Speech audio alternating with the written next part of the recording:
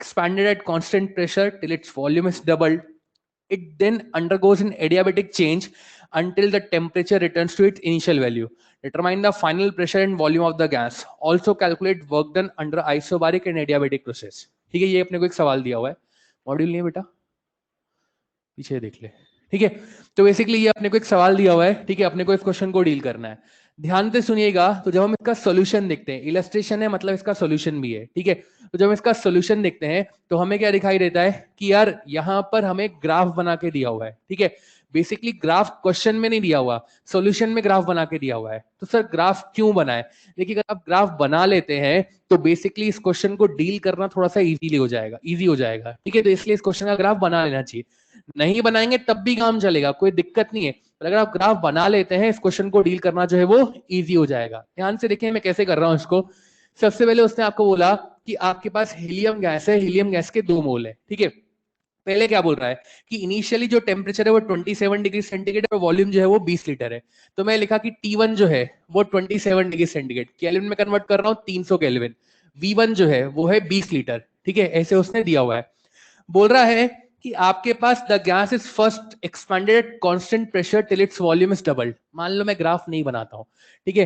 तो मैंने बोला कि इनिशियली जो फर्स्ट आपका सिस्टम है उसमें प्रेशर क्या है? कांस्टेंट। प्रेशर कांस्टेंट है मतलब आपके पास क्या हो जाएगा? V directly proportional to T। ऐसा क्वेश्चन कह रहा है, ठीक है। ध्यान से देखें, मैं क्वेश्चन आपको इसलिए करा रहा हूं क्योंकि एक तो एग्जाम में पूछा हुआ सवाल है, दूसरी बात यहां पर बेसिकली डाउट ही आता है जब इसका सॉल्यूशन देखते हैं, डाउट ही आता है कि फिर ग्राफ तो दिया नहीं है, फिर हम कैसे बनाएंगे। देखो ग्राफ बना लोगे तो क्वेश्चन आपको ढंग से विजिबल होगा, अगर आप नहीं बनाओगे तब भी क्वेश्चन सॉल्व हो सकता है। पर यहाँ पर मैं आपको वही चीज करके बता रहा हूँ कि बिना बनाए भी कैसे सॉल्व हो सकता है, और बना लोगे तो बेटर क्वेश्चन विजिबल हो जाएगा, आपको डेटा लिखना ईजी हो जाएगा। तो मैं लिखा V डायरेक्टली प्रोपोर्शनल T, यानी V1/T1। यहां से देखें कि V1/T1 या V1/V2 बराबर व्हाट? T1/T2। उसने बोला कि गैस को एक्सपैंड कर रहे हैं कांस्टेंट प्रेशर पे till its volume is doubled. Volume double हो गया, वॉल्यूम डबल हो गया तो टेम्परेचर भी डबल हो जाएगा क्या यार? अरे हाँ ना बोल दे यार। तो इस प्रोसेस के एंड में जो V2 होगा वो कितना होगा? 20 इंटू 2 बोले तो 40 लीटर, और जो T2 होगा वो कितना होगा? 300 इंटू 2 बोले तो 600 केल्विन। क्या मेरी बात समझ में आती है क्या यार? ये अपन ने कर लिया। ये आइसोबारिक प्रोसेस क्या हो गई? एंड हो गई। उसके बाद बोल रहा है कि now gas undergoes an adiabatic change until the temperature returns to its initial value। ध्यान से सुनना। अब इस प्रोसेस के बाद गैस के साथ क्या हो रहा है? गैस के साथ जो है आप एडियाबेटिक प्रोसेस लगा रहे हैं, ठीक है। एडियाबेटिक प्रोसेस का मतलब क्या होता है? एडियाबेटिक प्रोसेस का मतलब होता है कि Q बराबर 0 और इसकी इक्वेशन क्या होती है? PV की पावर गामा बराबर कांस्टेंट। देखो भाई, इस प्रोसेस का जो लास्ट पॉइंट होगा या इस प्रोसेस का जो फाइनल पॉइंट है, क्या वो इस प्रोसेस का इनिशियल पॉइंट होगा क्या यार? यार आना तो बोल दे यार। ठीक है, तो बेसिकली यहां पर अब ये जो चीजें हैं ना, अगर आप इसमें ग्राफ बना लो तो आपको बेटर विजिबल होने लगता है। तो इसीलिए क्वेश्चन का ग्राफ बना के दिया हुआ है, क्वेश्चन में नहीं दिया हुआ, सॉल्यूशन में बनाया हुआ है। क्यों? क्योंकि यार बेसिकली इस प्रोसेस का जो लास्ट पॉइंट है वो इसका इनिशियल पॉइंट है। आप ये प्रिडिक्शन या ये चीजें ढंग से पता या ढंग से यूज तब कर पाते हो जब आप इसका ग्राफ बना लें। क्या मेरी बात समझ में आती है क्या यार? तो मैं यहाँ पे इसका पीवी ग्राफ बना रहा हूँ। मैंने यहाँ पे लिखा वॉल्यूम, यहाँ पे लिखा प्रेशर। पहले आपने प्रेशर को कांस्टेंट रखा। प्रेशर कौन सी एक्सिस पे? वाई एक्सिस पे। वाई को कांस्टेंट करना तो लाइन कैसी बनाओ? वर्टिकल की हॉरिजॉन्टल? हॉरिजॉन्टल। तो मैंने हॉरिजॉन्टल लाइन बना दी 1 2। उसके बाद यहां पर आप एडियाबेटिक कर रहे हैं। एडियाबेटिक प्रोसेस की इक्वेशन क्या होती है? P inversely proportional to V की पावर गामा। अगर आप एक्सपैंड कर रहे हैं, एक्सपैंड कर रहे हैं मतलब वॉल्यूम बढ़ा रहे हैं, वॉल्यूम बढ़ा रहे हैं तो प्रेशर क्या होगा? कम होगा। क्या आप लोग समझ पा रहे हैं क्या यार? तो ग्राफ रहेगा कुछ इस तरीके से, ठीक है। देखो 1 पॉइंट पर जो टेम्परेचर था वो था 300 केल्विन, 2 पॉइंट पे टेम्परेचर था 600 केल्विन, यहां पर टेम्परेचर फिर से कितना हो गया? 300 केल्विन। क्वेश्चन ने बोला है टेम्परेचर जो है उसकी इनिशियल वैल्यू पे आ गया, मतलब यहां पर टेम्परेचर कितना हो गया? 300 केल्विन। यहां पर वॉल्यूम है 20 लीटर, यहां पर वॉल्यूम है 40 लीटर, और यहां का वॉल्यूम V3 आपको पता नहीं है, ठीक है। अब ध्यान से देखें पूछ क्या कह रहा है। सबसे पहले आपसे पूछ रहा है determine the final pressure and volume of the gas, ठीक है। आपको सिस्टम में एक तो बताना है फाइनल प्रेशर और एक आपको बताना है फाइनल वॉल्यूम। ध्यान से देखें भैया, 2-3 प्रोसेस। 2-3 प्रोसेस क्या है? एडियाबेटिक। एडियाबेटिक प्रोसेस यानी Q बराबर 0। मेरे पास टेम्परेचर है, वॉल्यूम है, टेम्परेचर है और वॉल्यूम बताना है। क्या आप लोग समझ पा रहे हो क्या यार? तो एडियाबेटिक प्रोसेस के लिए टेम्परेचर और वॉल्यूम में रिलेशन होता है क्या, टी वी की पावर गामा माइनस वन बराबर कांस्टेंट। तो यहां से मैंने लिखा v की power gamma minus one is inversely proportional to temperature. तो मेरे पास क्या बना, v1 बाय v2 बराबर व्हाट, t2 बाय t1, और इसकी पावर कितनी बन गई, गामा माइनस वन। v1 ध्यान से देखो, v1 का मतलब कितना लिखोगे, 20 की 40, बोलो 40। इट्स लाइक मैं 2-3 प्रोसेस को ऑब्जर्व कर रहा हूं, क्या आप लोग समझ पा रहे हैं क्या यार, अरे हाँ ना बोल दे यार। तुम चाहो तो मैं इसको ऐसा भी लिख सकता हूं कि it's like v2 bye v3 बराबर व्हाट, t3 बाय t2, ठीक है, तो भी लिख सकता हूं, कोई दिक्कत नहीं है। तो v2 कितना आपके पास 40, v3 आपको पता नहीं है, गामा की वैल्यू है 5/3, तो मैं लिखा 5/3 माइनस वन। t3 कितना है 300, t2 कितना है 600, तो 300 डिवाइड बाय 600, ये चला के जाएगा 2 बार, 5/3 माइनस वन कितना हो जाएगा, बोलो यार 2/3। इधर जो पावर है उधर जाके क्या बनती है, पावर या 1 अपॉन पावर। इट्स लाइक अगर मान लो एक्स स्क्वायर बराबर 2 है तो एक्स कितना होगा, 2 की पावर 1/2, क्या आप लोग समझते हैं क्या यार। तो लाइक इधर जो पावर होती है ना वो अपोजिट साइड आके क्या बनती है, 1 अपॉन पावर। तो ध्यान से देखें यहाँ पे कितना हो जाएगा, 40/v3 बराबर 1 की पावर ये 2/3 था, 3/2 डिवाइड बाय 2 की पावर भी कितना हो गया, 3/2। अब मैं इसको कैसे सॉल्व कर रहा हूँ, देख 1 की पावर कुछ भी हो आंसर 1 ही आता है। 2 की पावर 3/2 कैसे लिखेगा, इसको लिखेगा 2 का क्यूब और पावर 1/2। 2 का क्यूब कितना होता है 8, 8 का रूट कितना होगा 2√2, क्या आप लोग समझ पा रहे हैं क्या यार, तो जाएगा 2√2। यहां से देखें मुझे v3 निकालना है, v3 कितना हो जाएगा 80√2 लीटर, क्या आप लोग समझ पा रहे हैं क्या यार, मेरे पास v3 आ गया यहाँ से, v3 कितना आ गया 80√2 लीटर। अब क्या पूछ रहा है आपसे, आपसे इस पॉइंट का प्रेशर भी पूछ रहा है, कैसे निकालो, ध्यान से देख, मुझे पूछ रहा है P3, क्या मेरे पास 3 पॉइंट पर वॉल्यूम है, क्या मेरे पास 3 पॉइंट पर टेम्परेचर है, क्या मेरे पास नंबर ऑफ मोल है, क्या मेरे पास यूनिवर्सल गैस कांस्टेंट की वैल्यू है, अवेलेबल है। तो मैं जानता हूं कि P की वैल्यू क्या हो जाएगी, mu R T upon V, कैसा हो जाएगी क्या यार, तो ये T3 और ये V3, म्यू मुझे पता है, आर मुझे पता है, टी मुझे पता है, क्या मैं V3 निकाल सकता हूँ क्या यार, तो यहां से मेरे पास कितना आ जाएगा P3। जैसे मेरे पास इस पॉइंट का प्रेशर आया बस सवाल खत्म हो गया। कैसे करोगे अब सवाल को, उसने एक तो इस पॉइंट का वॉल्यूम पूछा था और प्रेशर पूछा था, वो तो मैंने निकाल लिया। फिर बोल रहा है इस 1-2 प्रोसेस का वर्क डन बताओ, तो भैया 1-2 प्रोसेस क्या है, आइसोबारिक। आइसोबारिक प्रोसेस का वर्क डन कितना होता है, mu R T2 minus T1, कैसा होता है क्या यार, पुट अप कर लेंगे, दोनों टेम्परेचर है, नंबर ऑफ मोल है, आंसर आ जाएगा। ठीक है, बोलेगा 2-3 प्रोसेस का वर्क डन बताओ, 2-3 प्रोसेस क्या है, एडियाबेटिक। एडियाबेटिक प्रोसेस का वर्क डन कितना होता है, it's mu R T2 minus T1 upon 1 minus gamma, क्या आप लोग समझ पा रहे हैं क्या यार, सारी वैल्यूज हमारे पास है, पुट अप करके सॉल्व करके आंसर निकाल सकते हैं।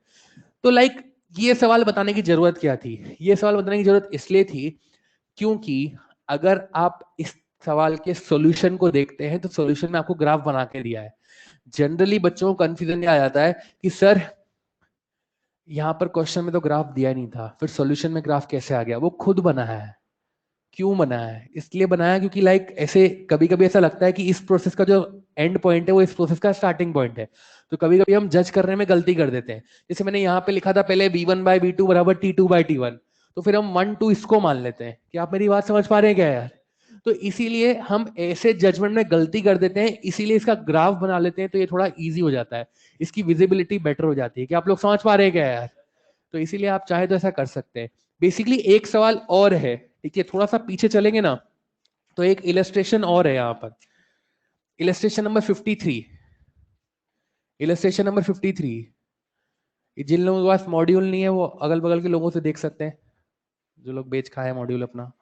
इलस्ट्रेशन नंबर 53, ध्यान से देखें भाई, यहां पर आपको क्या बोल रहा है, the pressure of 1 mole monoatomic gas increases linearly from 4 into 10⁵ newton per metre square to 8 into 10⁵ newton per metre square when its volume increases from 0.2 to 0.5 calculate work done by the gas। अब फिर से इस सवाल को graph बना के दिया नहीं था, इसने ग्राफ अपने आप बनाया है। आप देखो इसने बोला प्रेशर लीनियरली बढ़ रहा है, लीनियरली बढ़ रहा है और वॉल्यूम भी बढ़ रहा है, तो उसने क्या करा, उसने पी और वी के बीच में ग्राफ बना दिया एक स्ट्रेट लाइन, क्या आप लोग समझ पा रहे हैं क्या यार, इससे क्वेश्चन सॉल्व करना इजी हो गया। क्यों, क्योंकि अगर आप देखो यहाँ पर ए से बी जो प्रोसेस है, ये ए से बी प्रोसेस कौन सा है, साइक्लिक के नॉन साइक्लिक, बोलो यार, तो वर्क डन कैसे निकालेगा? Area of the graph with volume axes. क्या आप लोग समझ पा रहे हैं क्या यार? तो लाइक इस तरह के सवालों में जब हम ग्राफ बना लेते हैं तो क्वेश्चन जो है वो सॉल्व करना इजी हो जाता है। अदरवाइज अगर तू डेटा को देखे तो डेटा देख के बता ये प्रोसेस कौन सी है, ये कोई भी प्रोसेस नहीं है, ये पॉलीट्रोपिक प्रोसेस है। क्या आप लोग समझ पा रहे हैं क्या यार? इट्स लाइक डेटा को देख के उसमें बता ही नहीं सकता, ना तो वहां पे प्रेशर कांस्टेंट है ना वॉल्यूम कांस्टेंट है। अगर प्रेशर वॉल्यूम कांस्टेंट नहीं है तो टेम्परेचर भी कांस्टेंट नहीं है। क्या आप लोग समझ पा रहे हैं क्या यार? और एडियाबेटिक के बारे में उसने कुछ बोला नहीं है, तो लाइक मैं बता ही नहीं सकता, मैं कौन सा फॉर्मूला लगाऊंगा, मैं फंस जाऊंगा। तो इसलिए वहां पे ग्राफ बना लिया ना, तो ग्राफ बनाने से क्वेश्चन क्या हो जाएगा, ईजी हो जाएगा। क्या आप लोग समझ पा रहे हैं क्या यार? तो इस तरीके से आप इस क्वेश्चन को डील कर सकते हैं। ठीक है, तो कभी भी अगर ऐसे सॉल्यूशन में इलस्ट्रेशन वगैरह के सॉल्यूशन में ग्राफ बना के दिया जाए तो इट्स लाइक ये नहीं कि ग्राफ कहां से आया। ग्राफ कभी कभी इसलिए बना लिया जाता है ताकि आपको क्वेश्चन जो है वो बेटर विजिबल हो, आप उसमें गलती नहीं करें। क्या आप लोग समझ पा रहे हैं क्या यार?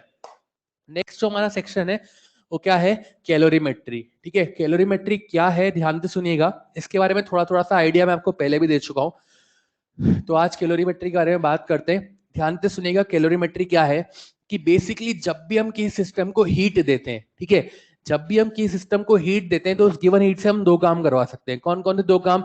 या तो हम सिस्टम का टेम्परेचर चेंज कर सकते हैं, या हम सिस्टम का फेज कन्वर्ट कर सकते हैं, या फिर हम दोनों काम कर सकते हैं। ठीक है, तो बेसिकली इस चैप्टर में हम ये तीनों चीजें करेंगे। मतलब हम पहले सिस्टम में हीट दे करके टेम्परेचर चेंज करेंगे, फिर हम सिस्टम में हीट दे करके फेज कन्वर्ट करेंगे, और फिर हम दोनों काम करेंगे, यानी टेम्परेचर भी चेंज करेंगे और फेज भी कन्वर्ट करेंगे। क्या मेरी बात समझ पा रहे हैं क्या यार? सबसे पहले हम स्टार्ट करते हैं टेम्परेचर चेंज से। टेम्परेचर चेंज से कैसे स्टार्ट करते हैं, ध्यान से देखें कि अगर हमें किसी सिस्टम का टेम्परेचर चेंज करना है तो टेम्परेचर चेंज के लिए जो रिक्वायर्ड हीट है Q, that Q is directly proportional to quantity of the substance. जितना ज्यादा क्वांटिटी होगी उतना ही रिक्वायर्ड हीट ज्यादा होगी। कैसे? जैसे मान लो तुम्हारे पास एक कटोरी है, कटोरी में तुमने पानी रखा, पानी रख के तुमने उसको गैस पे लगा दिया, गैस पे रख दिया और उसमें आग लगा दी। अब उसका तुम टेम्परेचर चेंज कर रहे हो, और ये तुम्हारे पास एक बड़ा सा कंटेनर है, उसमें पानी डाला और फिर तुमने बोला कि उसका टेम्परेचर चेंज करना है, तो ज्यादा एनर्जी कहाँ लगेगी, कटोरी में या बड़े कंटेनर में? इट्स लाइक जितना क्वांटिटी ऑफ सब्सटेंस ज्यादा होगा उतनी ही रिक्वायर्ड एनर्जी क्या होगी, ज्यादा होगी। अब ये जो Q है that is directly proportional to what, delta T. Delta T बोले तो टेम्परेचर है, change in temperature, change in temperature, कि जितना टेम्परेचर में चेंज ज्यादा होगा उतनी ही रिक्वायर्ड हीट क्या होगी, ज्यादा होगी। एक सब्सटेंस का टेम्परेचर 1 डिग्री सेंटीग्रेड से चेंज करना है, एक का टेम्परेचर 100 डिग्री सेंटीग्रेड चेंज करना है, ज्यादा हीट कहाँ लगेगी, ऑफ कोर्स 100 में। ठीक है, जब प्रोपोर्शनलिटी का साइन आते हैं तो एक कांस्टेंट लगाते हैं, that is what, quantity into C into delta T. इस सी को हम लोग क्या बोलते हैं, स्पेसिफिक हीट कैपेसिटी। क्या बोलते हैं इसको? ओके, यहां से जो सी हो जाएगा वो सी कितना हो जाएगा, क्यू अपॉन क्वांटिटी इनटू में डेल्टा टी। ओके, ध्यान से सुनिएगा, अगर मैं क्वांटिटी को 1 कर दूं और अगर मैं डेल्टा टी का मतलब क्या है, टेम्परेचर है, चेंज इन टेम्परेचर। तो अगर मैं चेंज इन टेम्परेचर को भी 1 कर दूं तो क्वांटिटी 1 हो गया, डेल्टा टी 1 हो गया, तो सी किसके बराबर होगा, क्यू के बराबर। क्या आप लोग समझ पा रहे हैं क्या यार? तो सी क्या है, it is equal to what, amount of energy required to change the temperature of unit quantity substance by unit degree centigrade. क्या मेरी बात समझ में आती है क्या यार? तो किसी भी सब्सटेंस की यूनिट क्वांटिटी का temperature unit degree centigrade change करने के लिए जो अमाउंट ऑफ हीट रिक्वायर्ड है उसे हम क्या कहते हैं, स्पेसिफिक हीट कैपेसिटी। अब यहाँ पे ध्यान से देखें तो यहाँ पर हम क्वांटिटी को दो पार्ट में बांट सकते हैं। क्या? कि अगर हम क्वांटिटी जो है वो, ध्यान से सुनिएगा, क्वांटिटी जो है वो अगर हम मास की फॉर्म में ले लें तो यहाँ पर सी जो बनता है वो क्या बनता है, Q upon M delta T. इसको हम बोलते हैं ग्राम स्पेसिफिक हीट। अगर हम क्वांटिटी जो है वो मोल की फॉर्म में ले लें, ठीक है, तो यहाँ पर जो सी बनता है that is what, Q upon mu delta T. इसको हम बोलते हैं मोलर स्पेसिफिक हीट। न्यूमेरिकली ये दोनों अलग अलग होती है, पर एग्जामिनर कभी भी बताता नहीं है कि उसने ग्राम स्पेसिफिक हीट दी है या मोलर स्पेसिफिक हीट दी है। तो फिर हम कैसे पहचानेंगे? हम पहचानेंगे उसकी यूनिट से। ध्यान से देखें, एनर्जी की ऐसा यूनिट क्या होती है, जूल। तो बेसिकली यहां पर यूनिट लिखने का तो क्या लिखूंगा, जूल पर केजी पर केल्विन, या फिर कैलोरी पर ग्राम पर डिग्री सेंटीग्रेड। ये इसकी ऐसा यूनिट है, तो ये कौन सी यूनिट है, ये इसकी ऐसा यूनिट है, तो ये कौन सी यूनिट है, ये सीजीएस नहीं है। कैलोरी एनर्जी की सीजीएस यूनिट नहीं होती है, एनर्जी की सीजीएस यूनिट अर्ग होती है। कैलोरी क्या है, एनर्जी की प्रैक्टिकल यूनिट है। क्या आप लोग समझ पा रहे हैं क्या यार? ग्राम लिख दिया इसका मतलब ये नहीं है सीजीएस हो गया, ग्राम तो सीजीएस है पर कैलोरी सीजीएस नहीं है। कैलोरी क्या है, प्रैक्टिकल यूनिट है। ओके, अब हम चाहें तो यहाँ पर हम इधर देखें तो ये जूल पर मोल पर केल्विन या कैलोरी पर मोल पर डिग्री सेंटीग्रेड, पर केल्विन की जगह पर डिग्री सेंटीग्रेड भी लिख सकते हैं। अब ध्यान से सुने, अगर डिनोमीटर में मास आ रहा है तो मतलब कौन सी स्पेसिफिक हीट है, ग्राम, और डिनोमीटर में अगर मोल आ रहा है तो कौन सी स्पेसिफिक हीट है, मोलर। क्या आप लोग समझ पा रहे हैं क्या यार? ओके, अब थोड़ा सा आगे चलते हैं, इनमें रिलेशन देख लेते हैं। रिलेशन क्या है, ध्यान से देखिएगा। जैसे मैंने लिखा कि यार सबसे पहले यहाँ पर मोलर स्पेसिफिक हीट लिखा, तो क्या है आपके पास Q upon mu delta T. Mu बोले तो मोल, मोल को क्या लिख सकते हैं, मास अपॉन मोलर मास। ये मोलर मास यहीं रहेगा या ऊपर जाएगा, तो आपके पास क्या बनेगा, सी मोलर बराबर एम डब्ल्यू और Q upon M delta T. ये Q upon M delta T क्या है, सी ग्राम। तो आप ध्यान से देखें, सी मोलर क्या बन गया, एम डब्ल्यू इंटू सी ग्राम। अब यहां पर देखिएगा, जैसे मान लीजिए कि मेरे पास मोलर मास की वैल्यू 4 है और ग्राम स्पेसिफिक हीट 10 है, तो मोलर स्पेसिफिक हीट कितना होगा, 4 मल्टीप्लाई बाय 10 या डिवाइड बाय 10। अरे मान लो मोलर मास 4 है और ग्राम स्पेसिफिक हीट 10 है, तो ये निकालने के लिए क्या इन दोनों को मल्टीप्लाई करना पड़ेगा क्या यार? तो दैट मीन्स अगर मुझे ग्राम स्पेसिफिक हीट पता हो और मुझे मोलर स्पेसिफिक हीट निकालनी हो, तो मोलर मास से क्या करते हैं, मल्टीप्लाई। उल्टा सोचे तो क्या कर देंगे, डिवाइड। क्या आप लोग समझ पा रहे हैं क्या यार? अरे यार हाँ ना तो बोल दो यार। ओके, अब स्पेसिफिक हीट के बारे में कुछ छोटी छोटी सी बातें। क्या बेसिकली स्पेसिफिक हीट कैपेसिटी है क्या? It is equal to amount of energy required to change the temperature of unit quantity substance by unit degree centigrade. मतलब हम जो है वो स्पेसिफिक हीट कैपेसिटी को यूनिट क्वांटिटी के लिए कैलकुलेट कर रहे हैं। जब भी कोई टर्म यूनिट क्वांटिटी के लिए कैलकुलेट की जाती है तो कभी भी टोटल अमाउंट पर डिपेंड नहीं करती। इट्स लाइक कि जैसे ये मान लो हमारे पास कोई एक ऑब्जेक्ट है, इसके 1 ग्राम का टेम्परेचर 1 डिग्री सेंटीग्रेड से बढ़ाने के लिए अगर 10 कैलोरी हीट चाहिए, तो इसके पूरे सब्सटेंस का टेम्परेचर, इस पूरे मास का टेम्परेचर 1 डिग्री सेंटीग्रेड से बढ़ाने के लिए भी आपको 10 कैलोरी हीट ही चाहिए। जब भी आप कोई टर्म यूनिट वैल्यू के लिए कैलकुलेट करते हैं तो वो टोटल अमाउंट पे डिपेंड नहीं करती। ठीक है, ये ना तो अमाउंट पे डिपेंड करेगा ना टेम्परेचर चेंज पे डिपेंड करेगा। तो सर ये डिपेंड किस पे करता है, ये डिपेंड करता है नेचर ऑफ मटेरियल पे। इसका स्पेसिफिक हीट और उस बेंच का स्पेसिफिक हीट अलग अलग है। क्यों? क्योंकि लाइक इनका मटेरियल अलग अलग है। पर मैं इसमें से एक टुकड़ा तोड़ लूं और उस टुकड़े को इस हाथ में लेकर के बोलूं कि इसका स्पेसिफिक हीट और इसका स्पेसिफिक हीट क्या रहेगा, सेम, क्योंकि नेचर ऑफ मटेरियल क्या है, सेम। ओके, दूसरी बात कि यहां पर अगर हम बात करें तो स्पेसिफिक हीट कैपेसिटी जो है वो अगर मैं लिखूं सॉलिड, लिक्विड और गैस, सबसे ज्यादा किसकी होती है, सॉलिड की, लिक्विड की या गैस की? भैया 11 12 स्पेसिफिक हीट कैपेसिटी सबसे ज्यादा किसकी होती है, सॉलिड की, लिक्विड की या गैस की? बोलो, ऐसे मन में मत बोलो यार, सही बोल रहे हो, बोलो तो सही। सॉलिड की, ये गलत जवाब है। ठीक है, स्पेसिफिक हीट कैपेसिटी जो है वो सबसे अलग गैस की होती है, फिर लिक्विड की होती है और फिर सॉलिड की होती है। कारण सुनो उसका। ठीक है, ध्यान से देखो। सॉलिड मतलब मॉलिक्यूल, दूर दूर पास पास या बहुत पास पास? बोलो यार। लिक्विड मतलब थोड़े दूर और गैस मतलब बहुत दूर। इट्स लाइक मान लो आपको सिस्टम का टेम्परेचर चेंज करना है, तो एक मॉलिक्यूल का टेम्परेचर चेंज करना है या पूरे सिस्टम का? एक मॉलिक्यूल का या पूरे सिस्टम का? ओके, जैसे मान लो सॉलिड है, आपने ये मॉलिक्यूल बहुत पास पास है, आपने एक को एनर्जी दी तो दूसरे तक एनर्जी क्या फटाफट से पहुंच जाएगी क्या यार? लिक्विड में थोड़ी ज्यादा एनर्जी देनी पड़ेगी और गैस में क्या बहुत ज्यादा एनर्जी देनी पड़ेगी क्या यार? तो सबसे ज्यादा एनर्जी कहाँ देनी पड़ रही है, सॉलिड में, लिक्विड में या गैस में? तो इसका मतलब गैस की स्पेसिफिक कैपेसिटी क्या होती है, सबसे ज्यादा होती है। अच्छा, एक बात बताओ, जो खाना बनाने के बर्तन होते हैं उनकी स्पेसिफिक हीट कैपेसिटी क्या होनी चाहिए, ज्यादा या कम? बताओ बताओ, सच्ची। खाना बनाने के बर्तन की स्पेसिफिक हीट कैपेसिटी क्या होनी चाहिए, कम, और उनकी थर्मल कंडक्टिविटी क्या होनी चाहिए, ज्यादा। ठीक है, थर्मल कंडक्टिविटी के बारे में आपको बताया है। ठीक है, स्पेसिफिक हीट कैपेसिटी कम होनी चाहिए। क्यों कम होनी चाहिए? क्योंकि हम क्या चाहते हैं, बर्तन देर से गर्म हो या जल्दी गर्म हो। तो मतलब ज्यादा हीट कंज्यूम करे या कम हीट कंज्यूम करे? कम हीट कंज्यूम करे, ज्यादा हीट नहीं बेटा, कम हीट कंज्यूम करे। तो इसीलिए जो है उसकी स्पेसिफिक हीट कैपेसिटी क्या होनी चाहिए, कम होनी चाहिए। क्या आप समझ पा रहे हैं क्या यार?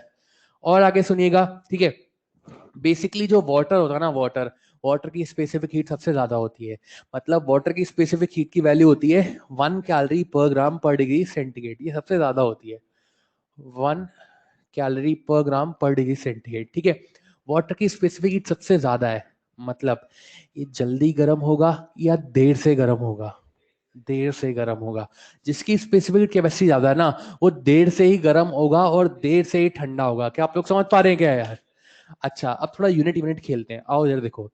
ऐसे मैंने मान लो ये कैलोरी पर ग्राम पर डिग्री सेंटीग्रेड है, ये कौन सी यूनिट है, एसआई या सीजीएस? बोलो। प्रैक्टिकल, ना एसआई ना सीजीएस। ठीक है, मान लो मुझे इसको कन्वर्ट करना है जूल पर ग्राम पर डिग्री सेंटीग्रेड। देख बाकी सब एज इट इज लिखा हुआ है, कैलोरी से जूल में जा रहा हूं, तो एक कैलोरी बराबर कितने जूल? 4.2, तो मैंने लिख दिया 4.2। ठीक है, मान ले मुझे इसको लिखना है जूल पर केजी पर डिग्री सेंटीग्रेड या पर केल्विन। डेल्टा टी है तो डेल्टा टी चाहे सेंटीग्रेड में लिखें चाहे केल्विन में, दोनों एक ही बात। देख ये 4.2 तो एज इट इज लिखा हुआ है, ये पहले ग्राम था फिर किलोग्राम हो गया, तो एक ग्राम में कितने किलोग्राम? 10⁻³ या -3? -3।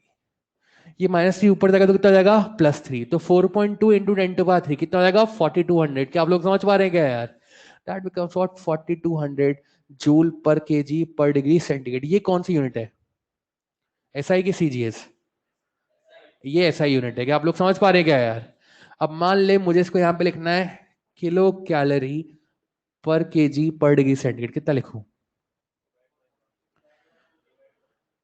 1 किलो कैलोरी पर केजी, मतलब सॉरी, किलो कैलोरी पर केजी पर डिग्री सेंटीग्रेड कितना लिखूं?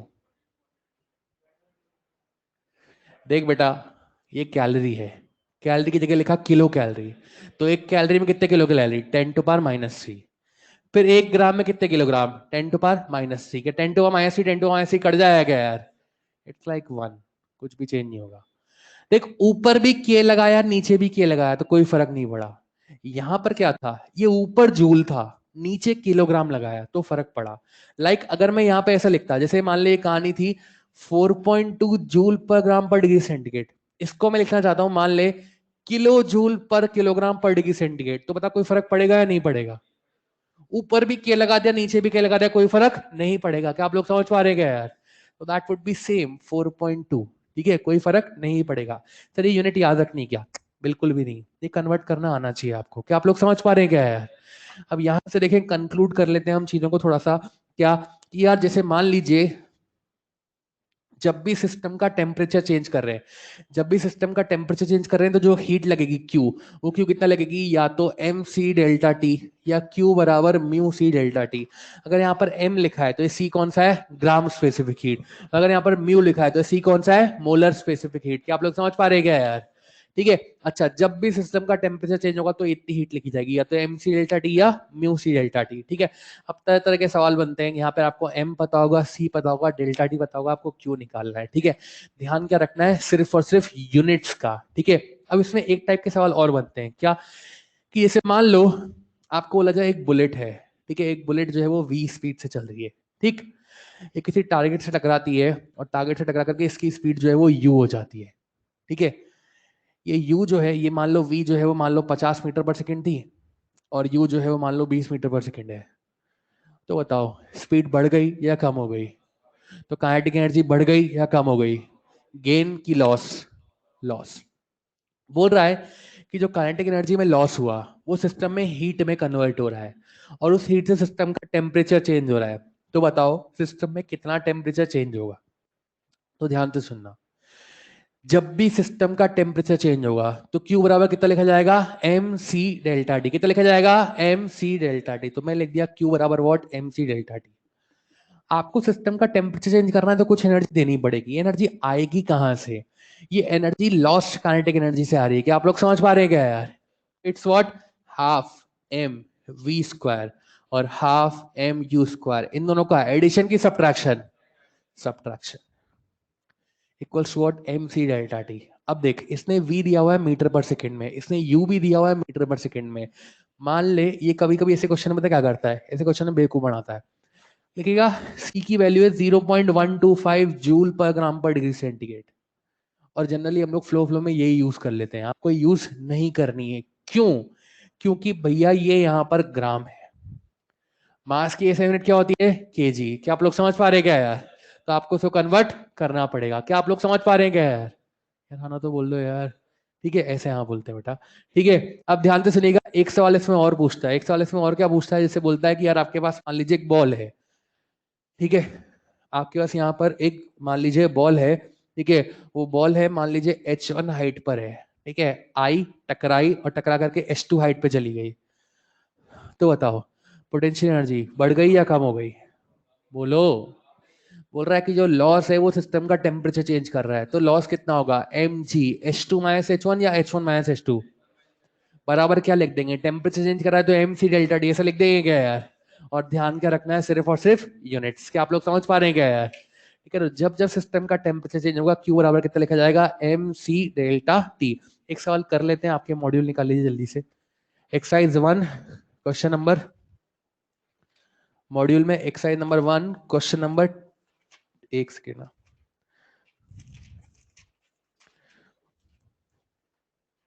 Question number 21। Exercise 1 question number 21 एक बार देखेंगे और ट्राई करेंगे जल्दी से। Exercise 1 question number 21।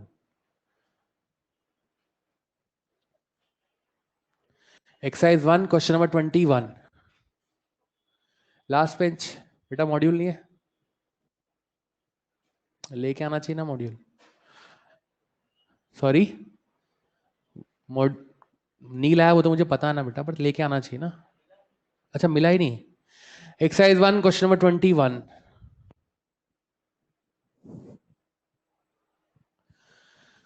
देखिएगा भाई, ट्राई करेंगे। चलिए 1 मिनट दिया आपको, ट्राई करें।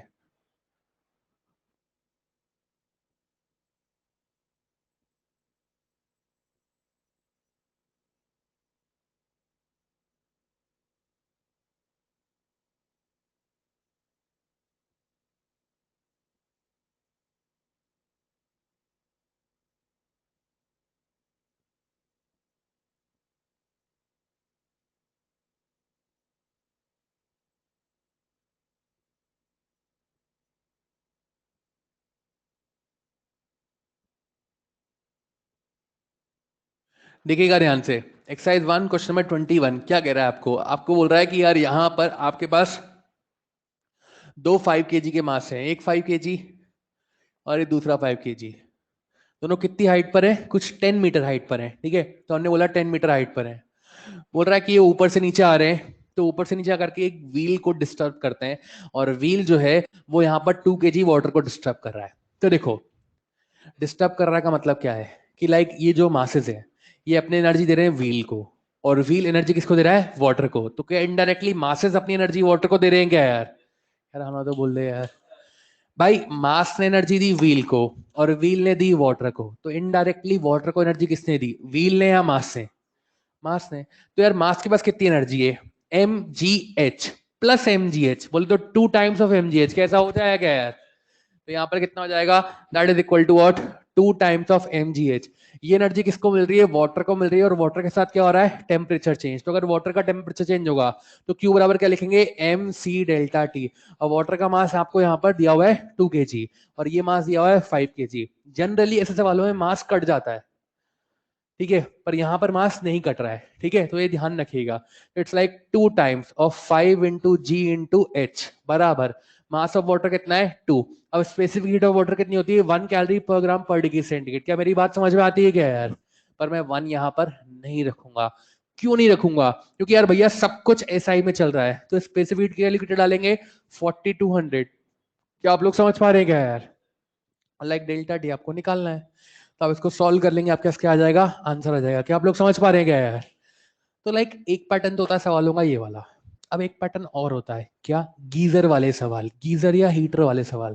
ठीक है, तो यहां पर नेक्स्ट पेज पर एक्सरसाइज 1 क्वेश्चन नंबर 34, 36 और 37, 3 सवाल हैं जो एक जैसे हैं, 34, 36 और 37। मैं आपको इसमें से 37 नंबर का सवाल करा रहा हूँ। ठीक है, 34, 36, 37 तीनों एक जैसे हैं। मैं आपको 37 नंबर का सवाल करा रहा हूँ, रीड करेंगे जल्दी से। 34, 36 और 37 तीनों एक जैसे हैं। मैं आपको 37 नंबर का सवाल करा रहा हूँ, रीड करेंगे। एक्सरसाइज 1। देखिए एक्सरसाइज 1 में जो क्वेश्चन नंबर 37 है वो आपको क्या कह रहा है? वो आपको बोल रहा है भाई साहब कि एक 2 किलोवाट का गीजर है। गीजर समझते हैं आप लोग? गीजर क्या काम आता है? पानी को गर्म करने का काम आता है, ठीक है। सर्दियों में काम में लेते होंगे जो लोग नहाते हैं, ठीक है। तो इट्स लाइक, अब कुछ लोगों के चेहरे पे मुस्कान आई, सर हम तो लेते ही नहीं है, तो लाइक ठीक है कोई बात नहीं। आपको लाइक 2 किलोवाट का गीजर है, ठीक है। वो गीजर जो है वो पानी को गर्म करने के काम में आता है। उसने बोला है water flows at a rate of 100 centimetre cube पर सेकेंड, ठीक है। उसने बोला है उसमें जो पानी फ्लो हो रहा है वो 100 सेंटीमीटर क्यूब पर सेकेंड की रेट से फ्लो हो रहा है। बोल रहा है अगर इनलेट वाटर का टेम्परेचर, यानी जो पानी अंदर जा रहा है उसका टेम्परेचर अगर 10 डिग्री सेंटीग्रेड है, तो आपको आउटलेट वाटर का टेम्परेचर बताना है, यानी जो पानी बाहर आ रहा है उसका टेम्परेचर कितना है आपको बताना है, ठीक है। यही सवाल है, बोलो यार। ओके, अब ध्यान से सुनिएगा। गीजर क्या करता है? पानी को गर्म करता है। अंदर अगर जो पानी जा रहा है उसका टेम्परेचर 10 डिग्री सेंटीग्रेड है, तो जो बाहर आ रहा है उसका टेम्परेचर 10 होगा, 10 से कम होगा, 10 से ज्यादा होगा, 10 से ज्यादा होगा। गुड। तो यहाँ पर सिस्टम में क्या हो रहा है? पानी का क्या टेम्परेचर चेंज हो रहा है। तो जब जब सिस्टम में टेम्परेचर चेंज होगा तो क्यू बराबर क्या लिखेंगे? M C delta D. कितना लिखेंगे? क्यू बराबर एम सी डेल्टा डी, ठीक है। अब देख, पानी की स्पेसिफिक हीट मुझे पता होती है। डेल्टा टी का मतलब क्या होता है? टेम्परेचर में चेंज, यानी T final minus T initial. T initial कितना दिया हुआ है? 10। उससे मुझे एक फ्लो रेट दी हुई है 100 सेंटीमीटर क्यूब पर सेकेंड। तो यहां से मैं मास तो निकाल लूंगा, मैं मास निकाल लूंगा, यहां से कोई दिक्कत नहीं है।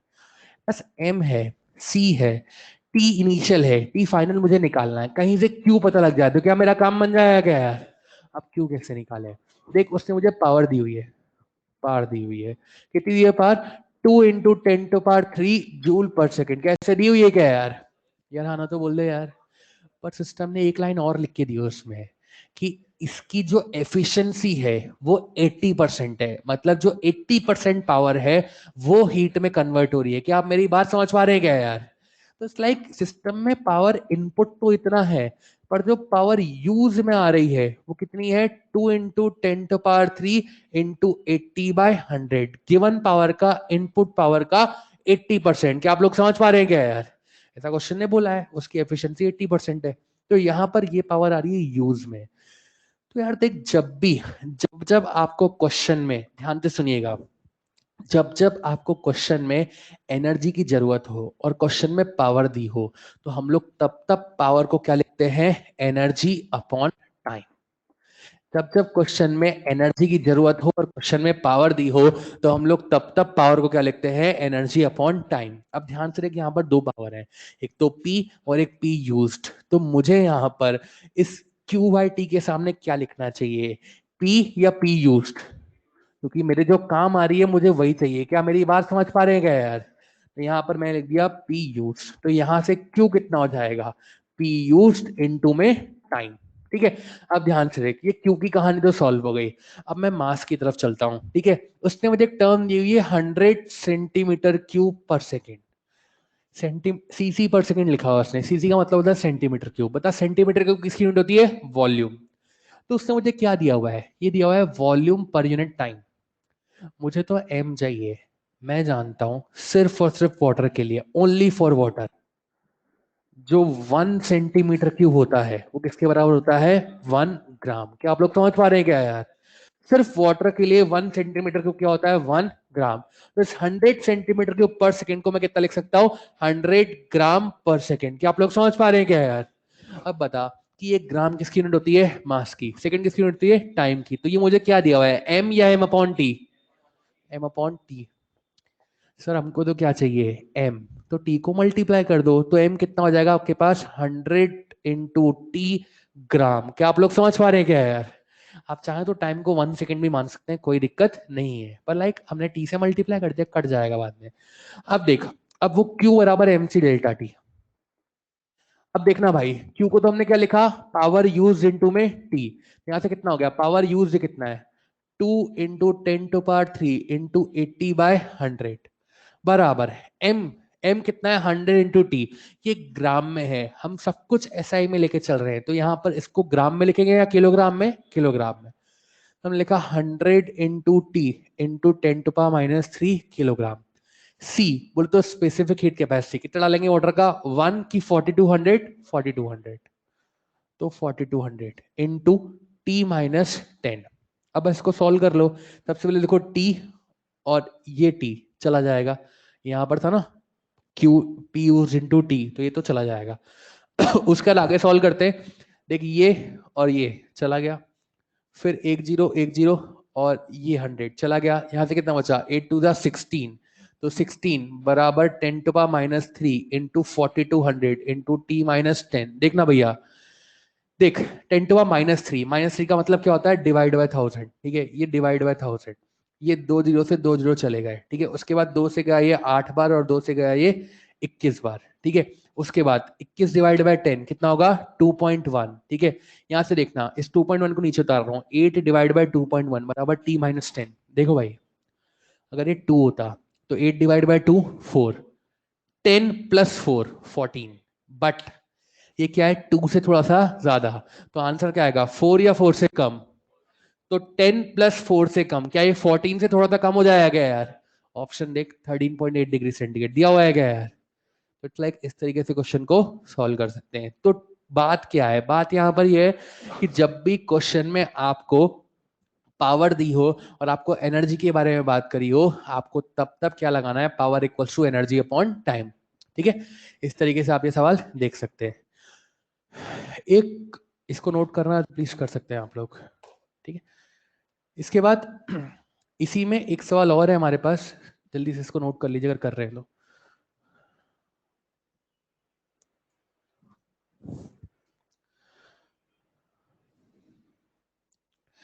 देखिए यहां पर इसी एक्सरसाइज में एक क्वेश्चन नंबर 34 है आई थिंक, इसके ऊपर 34 नंबर सवाल है, जहां पे आपको बोला है इन एन ओपन कंटेनर आपके पास 2 लीटर वाटर है और आप उसको गर्म कर रहे हैं, यही सवाल है। बोल रहा है जो 34 नंबर सवाल है, उस 34 नंबर ही ना उसका, एक्सरसाइज 1 क्वेश्चन नंबर 34, बोल रहा है आपके पास 2 लीटर पानी है, उसको आप एक ओपन कंटेनर में गर्म कर रहे हैं, ठीक है, आपके पास 1 किलोवाट का हीटर है, ठीक है, जो 34 नंबर सवाल है उसमें आपको बोल रहा है आपके पास 2 लीटर पानी है, आप उसको एक कंटेनर में गर्म कर रहे हैं, आपके पास 1 किलोवाट का हीटर है, बोल रहा है heat loss to the surrounding is 160 joule per second, क्या यही लिख के दिया हुआ है क्या यार, बताओ यार। बोल रहा है जो सराउंडिंग में हीट लॉस हो रही है ना, वो at the rate of 160 joule per second, joule per second किसकी यूनिट होती है, एनर्जी की या पावर की, तो इसका मतलब ये जो मुझे लॉस दिया हुआ है, ये किसका लॉस दिया हुआ है, एनर्जी का या पावर का। बेसिकली आपके पास इनपुट पावर है 1 किलोवाट, उसमें से इतना लॉस हो गया, तो बचेगा कितना, इन दोनों का एडिशन है सब्ट्रैक्शन। अब मैं जानता हूं कि आपको सिस्टम का टेम्परेचर चेंज करना है, उसने बोला 27 से 77 करना है, तो सिस्टम में क्या हो रहा है, टेम्परेचर चेंज हो रहा है, तो क्यू बराबर क्या लिखेंगे M C delta T, task आता है एम कितना लिखेंगे। देखो वाटर के लिए, सिर्फ और सिर्फ वाटर के लिए, ये आपने केमिस्ट्री में पढ़ा है, सिर्फ और सिर्फ वाटर के लिए जितना वॉल्यूम लीटर में दिया होता है आप उतना ही मास केजी में रख सकते हैं। वाटर के लिए वॉल्यूम कितना दिया है 2 लीटर, तो आप वहां पे मास कितना लिखेंगे 2 केजी। और वाटर के लिए अगर आपको यहाँ पर वॉल्यूम सेंटीमीटर क्यूब में दिया हो तो आप मास कितना लिखेंगे उतना ही ग्राम, यानी 1 सेंटीमीटर क्यूब बराबर 1 ग्राम। क्या आप लोग समझ पा रहे हैं क्या यार। तो सिर्फ और सिर्फ वाटर के लिए आप 1 लीटर बराबर 1 केजी और 1 ग्राम बराबर 1 सेंटीमीटर क्यूब ऐसा लिख सकते हैं। तो यहाँ पर एम की वैल्यू आप कितना लेंगे 2 केजी। क्या आप लोग समझ पा रहे हैं क्या यार। इस तरीके से क्वेश्चन को सॉल्व करेंगे आपका आंसर आ जाएगा। वहां पे टाइम पूछा है आपसे, ठीक है, तो इसमें एक पैटर्न का सवाल ये बनता है, ठीक, तो ये आपको ध्यान रखना है। नेक्स्ट हम लोग आगे चलते हैं, ठीक है, आगे चलते हैं तो हम आगे बात करते हैं अब फेज कन्वर्जन की। देखो अभी तक हम बात कर रहे थे टेम्परेचर चेंज की, अब हमें किसकी बात करनी है, फेज कन्वर्जन की। तो फेज कन्वर्जन की बात कैसे करेंगे, ध्यान से सुनिएगा। यार जैसे अगर हम मान लीजिए आइस को वाटर में कन्वर्ट करना चाहते हैं, आइस बोले तो कौन सी स्टेट सॉलिड, वाटर बोले तो कौन सी स्टेट लिक्विड, सॉलिड से लिक्विड में जाते हैं, तो सॉलिड से लिक्विड में जो कन्वर्जन होता है वो किस टेम्परेचर पर होता है, मेल्टिंग पॉइंट। किस टेम्परेचर पर होता है, मेल्टिंग पॉइंट। ऐसे मान लो आप वाटर से वेपर में जाना चाहते हैं, तो वाटर से वेपर में कन्वर्जन किस टेम्परेचर पर होता है, बॉइलिंग पॉइंट। तो इसका मतलब जितने भी फेज कन्वर्जन होते हैं वो फेज कन्वर्जन किसी भी रैंडम टेम्परेचर पे नहीं होते हैं, वो क्या होते हैं कुछ स्पेसिफिक टेम्परेचर्स पे होते हैं। अगर सॉलिड से लिक्विड में जाना है तो उस फिनोमेना को हम क्या कहते हैं, फ्यूजन, ठीक है, और ये जिस टेम्परेचर पे होता है उसको बोलते हैं मेल्टिंग पॉइंट। अगर लिक्विड से वेपर में जाना है तो वो जिस टेम्परेचर पे होता है उसको क्या बोलते हैं, बॉइलिंग पॉइंट। और फिनोमेना का नाम क्या होता है, वेपराइजेशन। क्या आप मेरी बात समझ पा रहे हैं क्या यार, ठीक है। और दूसरी बात कि यार जब हम फेज कन्वर्जन की बात करते हैं तो उसमें जो हीट इन्वॉल्व होती है उसको हम क्या बोलते हैं, लेटेंट हीट। लेटेंट हीट क्या होती है, it is equal to amount of energy required to change the phase of a unit quantity substance. यानी यूनिट क्वांटिटी का फेज कन्वर्जन करने के लिए जो आपको हीट रिक्वायर्ड है उसको हम क्या बोलते हैं, लेटेंट हीट। अब ध्यान से सुने, मान लीजिए 1 ग्राम का फेस कन्वर्ट करना है तो हीट लगती है L। तो कल को M ग्राम का फेस कन्वर्ट करना है तो हीट कितनी लगेगी, L डिवाइड बाय M या मल्टीप्लाई बाय M, बोलो यार, मल्टीप्लाई बाय m, तो that becomes what, m into L. और यहां से हम इसको क्या लिखते हैं, q बराबर m इंटू एल। यहाँ पर m क्या है, उसका मास, और l क्या है, उसकी लेटेंट हीट। ठीक है, अब यहां से अगर मुझे l निकालना हो तो l क्या होता है, q बाय m। q यहाँ पर क्या है, एनर्जी। एनर्जी की यूनिट होती है या तो कैलोरी या जूल, तो इसकी यूनिट जाएगी कैलोरी पर ग्राम या जूल पर केजी। ओके, अब ध्यान से सुनिएगा, अगर हम सॉलिड से लिक्विड में जाते हैं तो सॉलिड से लिक्विड में जाते हैं तो इस समय जो लेटेंट हीट इन्वॉल्व होती है उसको बोलते हैं latent heat of fusion. Ice से वाटर के लिए लेटेंट ऑफ फ्यूजन जो होती है वो होती है आपके पास 80 कैलोरी पर ग्राम। इस समय टेम्परेचर कितना होता है, मेल्टिंग पॉइंट। अगर आप लिक्विड से वेपर में जाते हैं तो इस समय जो लेटेंट हीट इन्वॉल्व होती है उसको बोलते हैं latent heat of vaporization. Water से वेपर के लिए इसकी वैल्यू होती है 540 कैलोरी पर ग्राम, और इस समय जो टेम्परेचर होता है वो होता है बॉइलिंग पॉइंट। देखो, ध्यान रखने वाली बात क्या है कि जितने भी फेज कन्वर्जन होते हैं वो हमेशा कांस्टेंट टेम्परेचर पर होते हैं। मतलब कि जब जब सिस्टम का फेज कन्वर्जन हो रहा है तब तक उसका टेम्परेचर क्या रहता है, कांस्टेंट। जैसे जब तक पूरा का पूरा सॉलिड लिक्विड में कन्वर्ट नहीं हो जाता तब तक उसका टेम्परेचर मेल्टिंग पॉइंट के बराबर ही रहेगा, वो बढ़ेगा नहीं। जब तक पूरा का पूरा वो लिक्विड वेपर में कन्वर्ट नहीं हो जाता तब तक उसका टेम्परेचर क्या रहेगा, बॉइलिंग पॉइंट के बराबर ही रहेगा, वो ना तो बढ़ेगा ना कम होगा। क्या आप मेरी बात समझ पा रहे हैं क्या यार? दैट मीन्स फेज कन्वर्जन क्या होते हैं, हमेशा कांस्टेंट टेम्परेचर पे होते हैं। ठीक है, अब एक बात और सुनिएगा, जिसे ध्यान से देखें, यहाँ पर मैं आपको एक छोटा सा फेज कन्वर्जन डायग्राम बना के दिखा रहा हूँ। मैंने यहाँ पे बोला कि मान लीजिए आपके पास इनिशियली जो है वो आइस है, आइस -10 डिग्री सेंटीग्रेड पर है, उसको आपको लेके जाना है मान लो वेपर एट 150 डिग्री सेंटीग्रेड। ठीक है, तो हमारे यहाँ कन्वर्जन कैसे होते हैं, जैसे आइस से वेपर में जाना है तो आइस कौन सी स्टेट है, सॉलिड। वेपर तो वेपर ही है, तो कन्वर्जन कैसे होगा, सॉलिड, सॉलिड से लिक्विड, लिक्विड से वेपर। क्या आप लोग समझ पा रहे हैं क्या यार? यानी आइस, आइस से वाटर, और वाटर से वेपर। अच्छा, आइस, आइस से वाटर में कन्वर्जन, कोई भी टेम्परेचर है, मेल्टिंग पॉइंट, मेल्टिंग पॉइंट। क्या ये उसका मेल्टिंग पॉइंट है, नहीं। तो क्या इसको पहले मेल्टिंग पॉइंट में ले जाना पड़ेगा, यस। आइस का मेल्टिंग पॉइंट कितना होता है, क्या 0 डिग्री सेंटीग्रेड होता है क्या यार? तो यानी -10 की आइस कहाँ जाएगी, 0 की आइस पे। अब बता हीट कितनी लिखू, m इंटू एल। यहाँ पर क्या हो रहा है, यहाँ पर फेज वही है, क्या टेम्परेचर चेंज हो रहा है क्या यार? बता हीट कितनी लिखू, एम सी डेल्टा टी या m इंटू एल? जब जब सिस्टम में टेम्परेचर चेंज होगा हीट कितनी लिखी जाएगी, एम सी डेल्टा टी। किसके लिए, आइस के लिए। यहीं रुक जाना है या आगे भी जाना है, आगे भी जाना है। ओके, आइस आपके पास 0 पे है यार, आइस के अपने मेल्टिंग पॉइंट पे आ चुकी है क्या यार? आना तो बोल दे यार। आइस की अगली स्टेट क्या होती है, वेपर की वाटर, वेपर की वाटर, तो वाटर, आइस से वाटर में कन्वर्जन मेल्टिंग पॉइंट, ये इसका मेल्टिंग पॉइंट है। अब बता हीट कितनी लिखूं, एम सी डेल्टा टी या M into L? Latent heat of vaporization या फ्यूजन? अच्छा, वाटर के बाद अगली स्टेट क्या होती है, वेपर। वाटर से वेपर में कन्वर्जन, कोई भी टेम्परेचर है, बॉइलिंग पॉइंट, बॉइलिंग पॉइंट। क्या ये उसका बॉइलिंग पॉइंट है? तो क्या इसको बॉइलिंग पॉइंट पे ले जाना पड़ेगा। वाटर का बॉइलिंग पॉइंट कितना होता है, 0 की 100। तो यार वाटर 0 से कहा गया, वाटर एट 100। सिस्टम में क्या हो रहा है यहाँ पर, टेम्परेचर चेंज या phase change, temperature change. Q बराबर कितना लिखूं, एम इंटू एल या M C delta D? Good, तो मैंने लिख दिया M C delta T of water. Water के अगली स्टेट क्या होती है, वेपर। वाटर से वेपर में कन्वर्जन, कोई भी temperature, boiling point, boiling point. क्या ये उसका बॉइलिंग पॉइंट है, बोलो यार। तो यार क्या होगा, सिस्टम में टेम्परेचर चेंज होगा या फेज चेंज? तो यार वाटर से वेपर फेज चेंज हो गया। ठीक है, हीट कितनी लिखू, एम सी डेल्टा टी या M into L? Latent heat of vaporization. अब लास्ट सिस्टम में क्या हो रहा है, टेम्परेचर चेंज हो, तो आप क्यू कितना लिख सकते हैं, एम सी डेल्टा टी। क्या आप लोग समझ पा रहे हैं क्या यार? तो इस तरीके से प्रोसीजर चलता रहेगा और आप इसको जो है वो वैल्यूज लिख सकते हैं। ठीक है, अब ध्यान से सुनिएगा। नेक्स्ट, यहां पर आप नोटिस कर सकते हैं कि जब जब सिस्टम में टेम्परेचर चेंज हो रहा है फेज कांस्टेंट है, और जब जब सिस्टम में फेज कन्वर्ट हो रहा है टेम्परेचर क्या है, कांस्टेंट।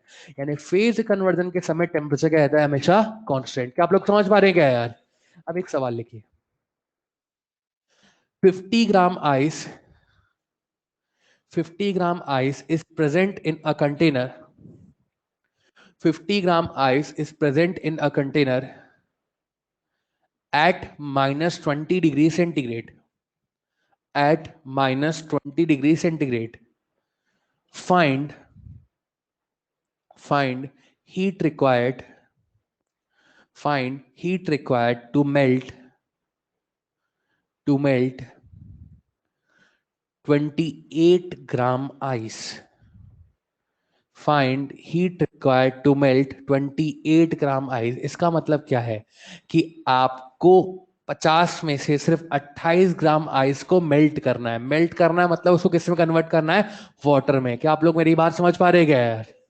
तो find heat required to melt 28 gram ice. 1 minute दे रहा हूं, ट्राई करेंगे आप लोग.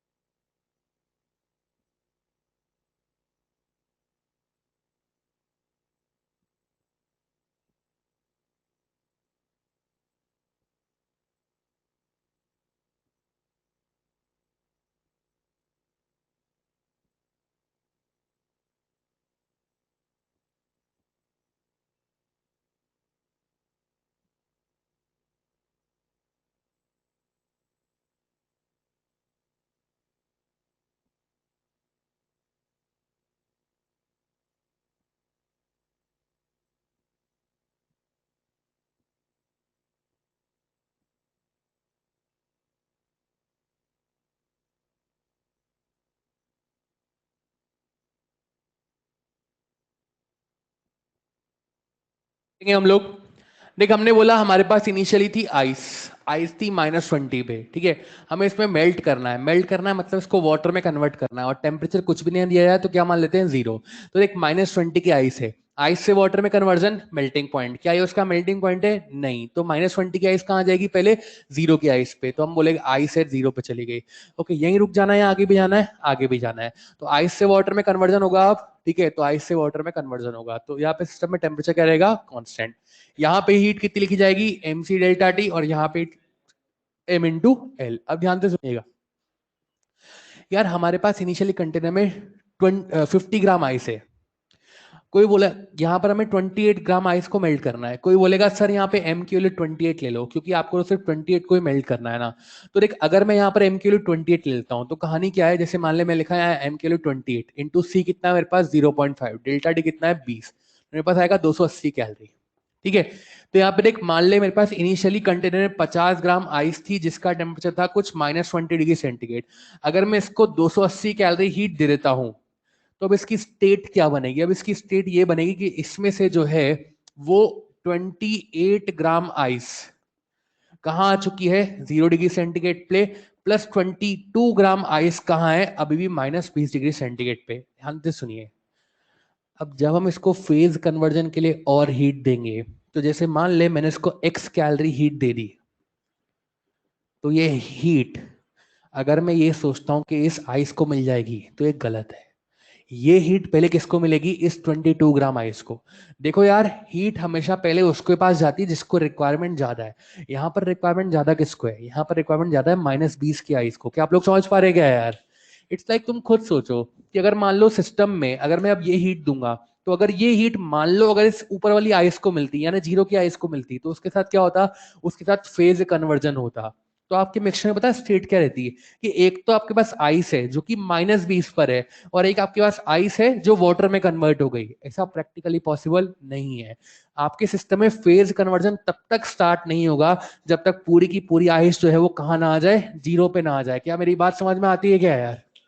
ठीक है, बेसिकली अब कोई कहेगा कि सर ऐसा करते हैं कि अपने पास ये आइस 0 पे आ चुकी है, ये आइस -20 पे, तो आप ऐसा करो इसको अलग कर लो. तो मेरे भाई, ये भी आइस है और ये भी आइस है, दोनों सॉलिड स्टेट में. आप दो आइस जिनका टेम्परेचर अलग अलग है उनको सेपरेट नहीं कर सकते. कोई बोलेगा सर अभी फिर आप इसमें से वाटर 28 ग्राम वाटर को कन्वर्ट करोगे तो आप उसको कैसे अलग करोगे? तो भाई, एक वाटर और एक आइस, सॉलिड और लिक्विड को तो मैं अलग अलग कर सकता हूं. कैसे? छान के अलग कर लेंगे. पर दो आइस जिनका टेम्परेचर अलग अलग है, आप उनको कैसे अलग अलग करोगे? आप उनको सेपरेट कर ही नहीं सकते। क्या आप लोग समझ पा रहे हो क्या यार? ठीक, तो इट्स लाइक कि जब तक पूरी की पूरी आइस वाटर में कन्वर्ट नहीं हो जाती तब तक सिस्टम में फेस कन्वर्जन नहीं होगा। तो यहां पर जो आप एम सी डेल्टा टी में एम लिखेंगे वो कितना लिखेंगे? वो लिखेंगे आप 50 ग्राम। ठीक है, यानी यहां पर m कितना लिखा जाएगा? 50, c कितना जाएगा? 0.5 और डेल्टा टी कितना लिखा जाएगा? 20। तो ये कितना जाएगा आपके पास? ये जाएगा आपके पास 500 कैलोरी। अब आप यहां पर जब लिखेंगे फेस कन्वर्जन के लिए m dash n to lf, तो ये जो n डैश लिखेंगे वो कितना लिखेंगे? 28। क्यों? क्योंकि पूरी की पूरी आइस 0 पे आ चुकी है। अब आपको सिर्फ 28 ग्राम को मेल्ट करना है, तो आपने यहाँ पे m डैश की वैल्यू लिखी 28 और 28 इंटू 80 लिख देंगे, तो आपके पास दोनों हीट को जोड़ देंगे तो क्या आ जाएगा? आंसर आ जाएगा। क्या आप लोग समझ पा रहे हैं क्या यार? कितने लोगों ने ये किया था ईमानदारी से? Okay, good. ठीक है, तो इस तरीके से हम प्रोसीड कर सकते हैं। ठीक है, आपके मॉड्यूल में क्वेश्चन नंबर 36 है एक्सरसाइज 1 में। एक्सरसाइज 1 में क्वेश्चन नंबर 35, सॉरी 35 बोल रहा है कि आपके पास एक m ग्राम का आइस का पीस है जो कि -5 डिग्री सेंटीग्रेड पर है। आप उसको 420 जूल हीट प्रोवाइड करते हो, तो सिस्टम में फाइनली इक्विलिब्रियम पे 1 ग्राम वाटर और आइस का इक्विलिब्रियम मिक्सचर मिलता है। तो आपको बताना है यहाँ पे m की वैल्यू कितनी होगी। क्या यही सवाल दिया हुआ है क्या यार? बोलो ना यार। तो देखो, आइस थी -5 पे, -5 की आइस में से आपका 1 ग्राम वाटर में कन्वर्जन हुआ। तो आइस वाटर में कन्वर्ट कब होगी? जब 1 ग्राम आइस -5 से 0 पे आएगी, या m ग्राम आइस -5 से 0 पे आएगी? m ग्राम। तो आपको क्या करना है? पहले m ग्राम आप आइस को -5 से 0 पे लाना है, उसमें से 1 ग्राम आइस को वाटर में कन्वर्ट करना है, और वो जो हीट आएगी उसको किसके बराबर कर देना है? 420 जूल के। क्या आप मेरी बात समझ पा रहे हैं क्या यार? सॉल्व कर लेंगे दोनों का, क्या आ जाएगा? आंसर आ जाएगा। ठीक, तो इस तरीके से सवाल को प्रोसीड कर सकते हैं। आगे चलते हैं हम लोग। नेक्स्ट हमारे पास क्या आता है? नेक्स्ट हमारे पास आता है हीटिंग कर्व। ध्यान से सुनिएगा, हीटिंग कर्व क्या है? बेसिकली ये जितनी भी कहानी हम लोगों ने पढ़ी है अभी तक, जितनी भी कहानी हम लोगों ने पढ़ी है, इस सारी कहानी को जब हम ग्राफ पे ड्रॉ करते हैं तो उसको हम बोलते हैं हीटिंग कर्व। जैसे कि मान ले आइस है, आइस -10 पर है, तो उसको हीट देंगे तो -10 की आइस कहाँ जाएगी? 0 के वाटर पे या 0 की आइस पे? -10 की आइस है, उसको हीट देंगे तो -10 की आइस कहाँ जाएगी? 0 के वाटर पे या 0 की आइस पे? 0 की आइस को हीट देंगे तो कहाँ जाएगा? 100 के वाटर पे या 0 के वाटर पे? 0 के वाटर को हीट देंगे तो कहाँ जाएगा? 100 के वाटर पे। फिर 100 के वाटर को हीट देंगे तो कहाँ जाएगा? 100 की वेपर पे। क्या आप लोग समझ पा रहे हो क्या यार? ठीक है, तो ये सारी कहानी जब हम लोग ग्राफ पे ड्रॉ करते हैं तो हम लोग उसको क्या बोलते हैं? Heating curve. बेसिकली एक एक्सपेरिमेंटल कर्व है। ठीक है, जब भी इस कर्व को हम ड्रॉ करते हैं तो हम पहले कुछ अजम्पशंस लेते हैं। क्या अजम्पशंस लेते हैं? पहला अजम्पशन ये कि यहाँ पर जब भी सिस्टम को हीट दी जाती है तो वो कांस्टेंट पावर सोर्स से दी जाती है, मतलब यहाँ पर पावर क्या है? कांस्टेंट। दूसरा कि यहाँ पर इनिशियली हमारा जो ऑब्जेक्ट है वो सॉलिड स्टेट में और उसका टेम्परेचर जो है वो मेल्टिंग पॉइंट से कम है। अगर एग्जामिनर हमें सारी बातें बोल देता है तो हम एज इट इज मान लेते हैं, और अगर नहीं बोलता है तो हम लोग क्या करते हैं? हम लोग ये अज्यूम कर लेते हैं कि सिस्टम जो है वो सॉलिड स्टेट में और उसका टेम्परेचर क्या है? मेल्टिंग पॉइंट से कम है। ठीक है, एक एक्सिस पे यहाँ पे लिखा होता है टेम्परेचर और एक एक्सिस पे लिखा होता है टाइम। कुछ कुछ क्वेश्चन में यहाँ पर टेम्परेचर वर्सेस एनर्जी भी लिखा होता है, तो उससे ग्राफ के कैरेक्टरिस्टिक्स पे कोई फर्क नहीं पड़ता। हम लोग एज इट इज ग्राफ को प्रोसीड करते हैं। ठीक है, बाकी टेम्परेचर वर्सेस टाइम हो या टेम्परेचर वर्सेस एनर्जी हो, उससे कोई इफेक्ट नहीं आता। ग्राफ ड्रॉ कैसे करते हैं ध्यान से देखें। हम लोगों ने अजम्पशन माने कि सिस्टम में जो है वो पावर कांस्टेंट है और ऑब्जेक्ट सॉलिड स्टेट में और उसका टेम्परेचर क्या है? मेल्टिंग पॉइंट से कम है। तो मैंने मान लिया आइस है -10 पे। आइस मतलब कौन सी स्टेट? सॉलिड। आइस का मेल्टिंग पॉइंट कितना होता है? 0। मैं टेम्परेचर -10 लेके चल रहा हूँ, मतलब टेम्परेचर मेल्टिंग पॉइंट पे क्या है? ज्यादा या कम? कम। क्या आप लोग समझ पा रहे हो क्या यार? ओके, -10 की आइस को हीट देंगे, -10 की आइस को हीट देंगे तो आइस कहाँ जाएगी? -10 से क्या 0 पे जाएगी क्या यार? यार आना तो बोल दे यार। ओके, -10 से आइस 0 पे जा रही है तो उसका टेम्परेचर उतना ही है, कम हो रहा है या बढ़ रहा है? बोलो यार। अच्छा, बढ़ रहा है। और बढ़ के कहां तक जा रहा है? क्या 0 पे जा रहा है क्या यार? 0 क्या होता है उसका? बॉइलिंग पॉइंट या मेल्टिंग पॉइंट? बोलो यार। तो 0 क्या होता है? Melting point. तो -10 की आइस पहले कहाँ गई? मेल्टिंग पॉइंट पे गई। अच्छा, मेल्टिंग पॉइंट पे गई, अब उसके साथ क्या होगा? मेल्टिंग पॉइंट पे पहुंच गई तो आपके सिस्टम में अब क्या होगा? टेम्परेचर चेंज या फेस चेंज? जब जब सिस्टम में फेस चेंज होगा तो टेम्परेचर बढ़ेगा, कम होगा या कांस्टेंट? तो टेम्परेचर क्या रहेगा, कांस्टेंट। ए पॉइंट पे पूरी की पूरी आइस थी, बी पॉइंट पे पूरा का पूरा वाटर है, तो ए से बी क्या होगा, आइस वाटर या ice plus water, ice plus water. आपने देखा भी होगा जैसे हमारे घर में जो फ्रिज होता है, फ्रिज में जो आइस की ट्रे होती है, कभी निकाली है बाहर, ठीक है, गुड। तो उसमें क्या होता है कि जैसे अगर मान लो कि आप उसको मान लो आधे घंटे के लिए, मान लो कि उसको बर्फ पिघलने में आधा घंटा लगता है, ठीक है। अब तुम उसको 15 मिनट बाद उसकी कंडीशन देखोगे ना, तो तुमको उस क्यूब के जो होल होता है उसमें आधी आइस देगी, दिखाई देगी, आधा वाटर दिखाई देगा। देखा कभी आप लोगों ने? तो इट्स लाइक जब सिस्टम में मेल्टिंग प्रोसेस चल रही होती है तो पूरा का पूरा आइस इंस्टेंटली मेल्ट नहीं होता, धीरे धीरे मेल्ट होता है। क्या आप लोग समझ पा रहे हैं क्या यार? तो इस प्रोसीजर में बीच में क्या होता है, बीच में जो है मेल्टिंग प्रोसेस में सॉलिड प्लस लिक्विड एक साथ रहता है। यानी कि अगर कभी भी सिस्टम में सॉलिड और लिक्विड एक साथ प्रेजेंट है तो मिक्सचर का टेम्परेचर क्या रहेगा, मेल्टिंग पॉइंट। अब अपन वाटर पे आ चुके हैं, वाटर को हीट देंगे तो वाटर के साथ क्या होगा, 0 का वाटर क्या 100 के वाटर पे जाएगा क्या यार? मतलब सिस्टम में क्या होगा, फेज चेंज या टेम्परेचर चेंज, बोलो यार। तो वाटर का टेम्परेचर बढ़ेगा, ठीक है। अच्छा 100 क्या होता है, क्या उसका बॉइलिंग पॉइंट होता है क्या यार? तो यार जैसे बॉइलिंग पॉइंट पहुंचा तो उसके साथ क्या होगा, टेम्परेचर चेंज या फेज चेंज। सी पॉइंट पे पूरा का पूरा वाटर, ठीक है, मान लो डी पॉइंट पे पूरा का पूरा वेपर, तो सी से डी क्या होगा, वाटर वेपर या वाटर प्लस वेपर। यानी कभी भी अगर सिस्टम में वाटर और वेपर एक साथ प्रेजेंट है तो मिक्सचर का टेम्परेचर क्या रहेगा, बॉइलिंग पॉइंट। क्या आप लोग समझ पा रहे हैं क्या यार? अब उसके बाद आगे बात करेंगे तो उसमें क्या होगा, वेपर का टेम्परेचर बढ़ेगा, ठीक है। अब ध्यान से सुनिएगा, यहाँ पर इस ग्राफ में ध्यान रखने वाली बातें क्या है। सबसे पहले यहाँ पर हम देखते हैं इस ग्राफ का स्लोप कितना है। देखो स्लोप, स्लोप कैसे लिखते हैं, स्लोप निकलने के दो तरीके, ठीक है, tan थीटा और delta Y upon delta X. देखो वाई एक्सिस पे कौन लिखा हुआ है, टेम्परेचर, एक्स एक्सिस पे कौन लिखा हुआ है, टाइम। तो मैं क्या लिखूंगा इसको, delta T upon delta T. क्या आप लोग समझ पा रहे हैं क्या यार? ये स्लोप निकलने का तरीका है, ठीक है। अब ध्यान से सुनिएगा कि जैसे मैं बात करूं ओ से ए, ओ से सिस्टम में क्या हो रहा है, टेम्परेचर बढ़ रहा है, टेम्परेचर बढ़ रहा है तो क्यू कितना लिखेंगे, क्यू बराबर लिखेंगे एम सी डेल्टा टी। अब मैंने आपको बोला सिस्टम को हीट कांस्टेंट पावर सोर्स से दे रहे हैं, तो जब भी क्वेश्चन में पावर इंट्रोड्यूस की जाए और एनर्जी की जरूरत हो तो हम पावर को हम एनर्जी को क्या लिखते हैं, पावर इनटू टाइम। क्या बताया था क्या यार? बराबर क्या लिखते हैं, एम सी डेल्टा टी। मैं इस टाइम को नीचे उतार रहा हूँ, क्यों, क्योंकि मुझे स्लोप बनानी है। स्लोप क्या है, टेम्परेचर अपॉन टाइम। तो delta T upon delta T बराबर कितना हो जाएगा, पी अपॉन एम इंटू सी। ध्यान से देख, तो यहाँ पर ये टर्म क्या दिखा रही है, स्लोप। पावर कांस्टेंट है, एम कांस्टेंट है, क्या slope inversely proportional to specific heat capacity हो जाएगी क्या यार? यार हाँ ना तो बोल दे यार। तो जिसका स्लोप ज्यादा उसका स्पेसिफिक कैपेसिटी क्या हो जाएगा, कम। यानी इस ग्राफ से कभी भी आपको स्लोप निकालना हो तो आप कैसे निकाल, या इस ग्राफ से कभी भी आपको स्पेसिफिक हीट कैपेसिटी निकालना हो तो कैसे निकालेंगे, स्लोप से। या फिर इस ग्राफ में कभी भी अगर स्लोप की बात करी हो तो मतलब वो स्लोप क्या है, इनवर्सली प्रोपोर्शनल टू क्या है, स्पेसिफिक हीट कैपेसिटी। अभी इसके जस्ट पर आपको एक डेफिनेशन और बताऊंगा, हीट कैपेसिटी। ये एम इंटू सी क्या होता है, हीट कैपेसिटी होता है। तो ये स्लोप क्या है, inversely proportional to heat capacity. क्या आप लोग समझ पा रहे हैं क्या यार? ओके और देखें, जैसे हम मान लेते हैं कि ए से बी की बात करते हैं। ए से बी सिस्टम में क्या हो रहा है, क्या टेम्परेचर बढ़ रहा है, कम हो रहा है, कांस्टेंट, बोलो यार।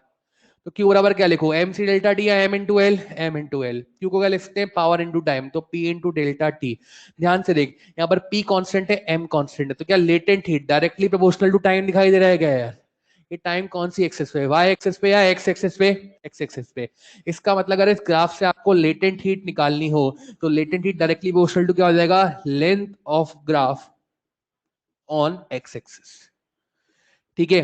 बेसिकली अगर आपको इस ग्राफ से कभी भी, ठीक है, स्पेसिफिक हीट निकालनी हो तो आप किसके बारे में सोचेंगे, स्लोप के बारे में, कि specific heat inversely proportional to slope. अगर इस ग्राफ से कभी भी आपको लेटेंट हीट निकालनी हो तो लेटेंट हीट क्या है, directly proportional to length of graph on X axis. क्या आप लोग समझ पा रहे हैं क्या है यार? हाँ ना तो बोल दो यार। ओके अब ध्यान से देखें, इस पे एक सवाल करते हैं हम लोग। सवाल कैसे करेंगे, जैसे देखिए मान लिया आपको यहाँ पर एक ग्राफ दिया हुआ है,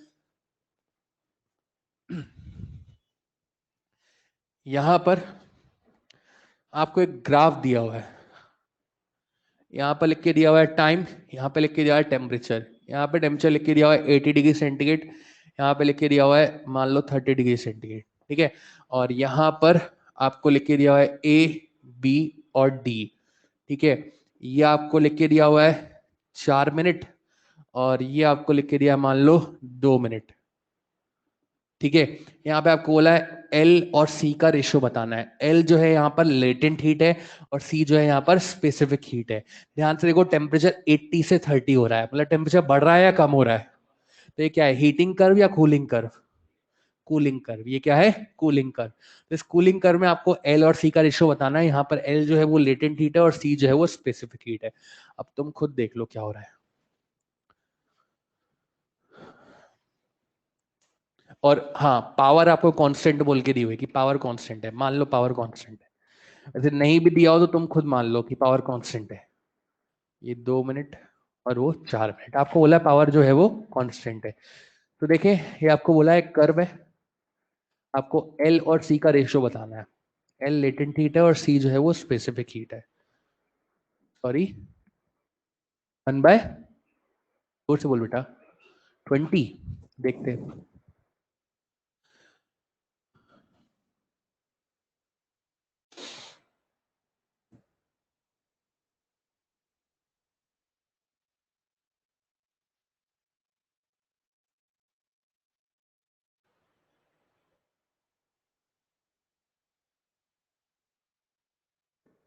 देखो बेटा, इधर देखो सब लोग, देखो लेटेंट हीट कहाँ इन्वॉल्व होती है? जब सिस्टम में फेज कन्वर्जन हो रहा हो। फेज कन्वर्जन कब होता है? जब सिस्टम में टेम्परेचर कांस्टेंट हो। उसके बाद स्पेसिफिक हीट कहाँ इन्वॉल्व होती है? जब सिस्टम में आपका टेम्परेचर चेंज हो रहा हो। ठीक है, ध्यान से दिखेगा, अगर मैं देखूं ए से बी सेक्शन, ए से बी, ये ए और ये बी। ए पॉइंट पे टेम्परेचर था 80 और बी पॉइंट पे टेम्परेचर था 30। तो ए से बी सिस्टम में क्या हो रहा है? टेम्परेचर चेंज हो रहा है। क्या आप मेरी बात समझ पा रहे हैं क्या यार?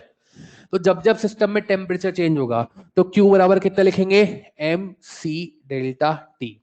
ठीक है, टेम्परेचर चेंज हो रहा है तो मतलब Q क्या लिखेंगे? M C delta T. आपको ऐसे पता सर, देखो ना बेटा, 80 से 30 तो आ गए। ठीक है, अच्छा अब मुझे यहाँ पर क्यू नहीं दिया हुआ, मुझे यहाँ पर पावर की बात की है, तो मैं क्या लिखूंगा? क्यू को लिखूंगा पावर इनटू टाइम। टाइम कितना है? 2 मिनट। तो मैं लिखा एम सी डेल्टा टी कितना है? 80 माइनस 30 बोले तो 50 बराबर पी इंटू में 2, इक्वेशन नंबर 1। उसके बाद लेटेंट हीट कहाँ आती है? जहां फेस कन्वर्जन होता है, जहां टेम्परेचर कांस्टेंट है, तो बी डी रीजन में। ठीक है, ये देखो बी से डी टेम्परेचर कांस्टेंट दिखाई दे रहा है 30 डिग्री सेंटीग्रेड, मतलब फेस कन्वर्जन हो रहा है। तो यहाँ पर Q बराबर क्या लिखेंगे? M into L. फिर से Q को क्या लिखा? Power into time. टाइम कितना है? 4 मिनट, इक्वेशन नंबर 2। अब मुझे क्या चाहिए? एल और सी का रेशियो चाहिए, तो क्या करें? Equation 2 divide by equation 1। ठीक है, इक्वेशन 2 क्या है? देखो, M into L divide by कितना है? एम इंटू सी इंटू 50 बराबर P into 4 divide by P into 2। P से पी चला गया, एम से एन चला गया। ये देखो, 2 से ये 2 बार चला गया, तो यहां से देखो कि एल बाय सी कितना हो जाएगा? 50 इंटू 2 यानी कि 100। क्या आप लोग समझ पा रहे हैं क्या है? किसी का आंसर आया था? बहुत बढ़िया, लिखो। तो एल बाय सी का रेशियो कितना आएगा? 100।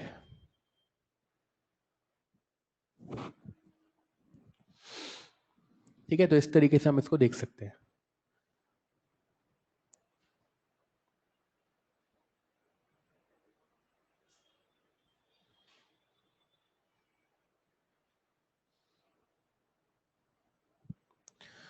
चलिए आगे चलते हैं। नेक्स्ट ध्यान से सुनिएगा, नेक्स्ट हमारे पास अब 2 डेफिनेशंस हैं। कौन कौन सी डेफिनेशन है पहले देखिएगा। सबसे पहली डेफिनेशन होती है हीट कैपेसिटी। ठीक है, हीट कैपेसिटी क्या होती है? ध्यान से सुने। देखिए, हमने क्या बोला कि 1 ग्राम क्वांटिटी का टेम्परेचर 1 डिग्री सेंटीग्रेड से चेंज करने के लिए हीट चाहिए सी।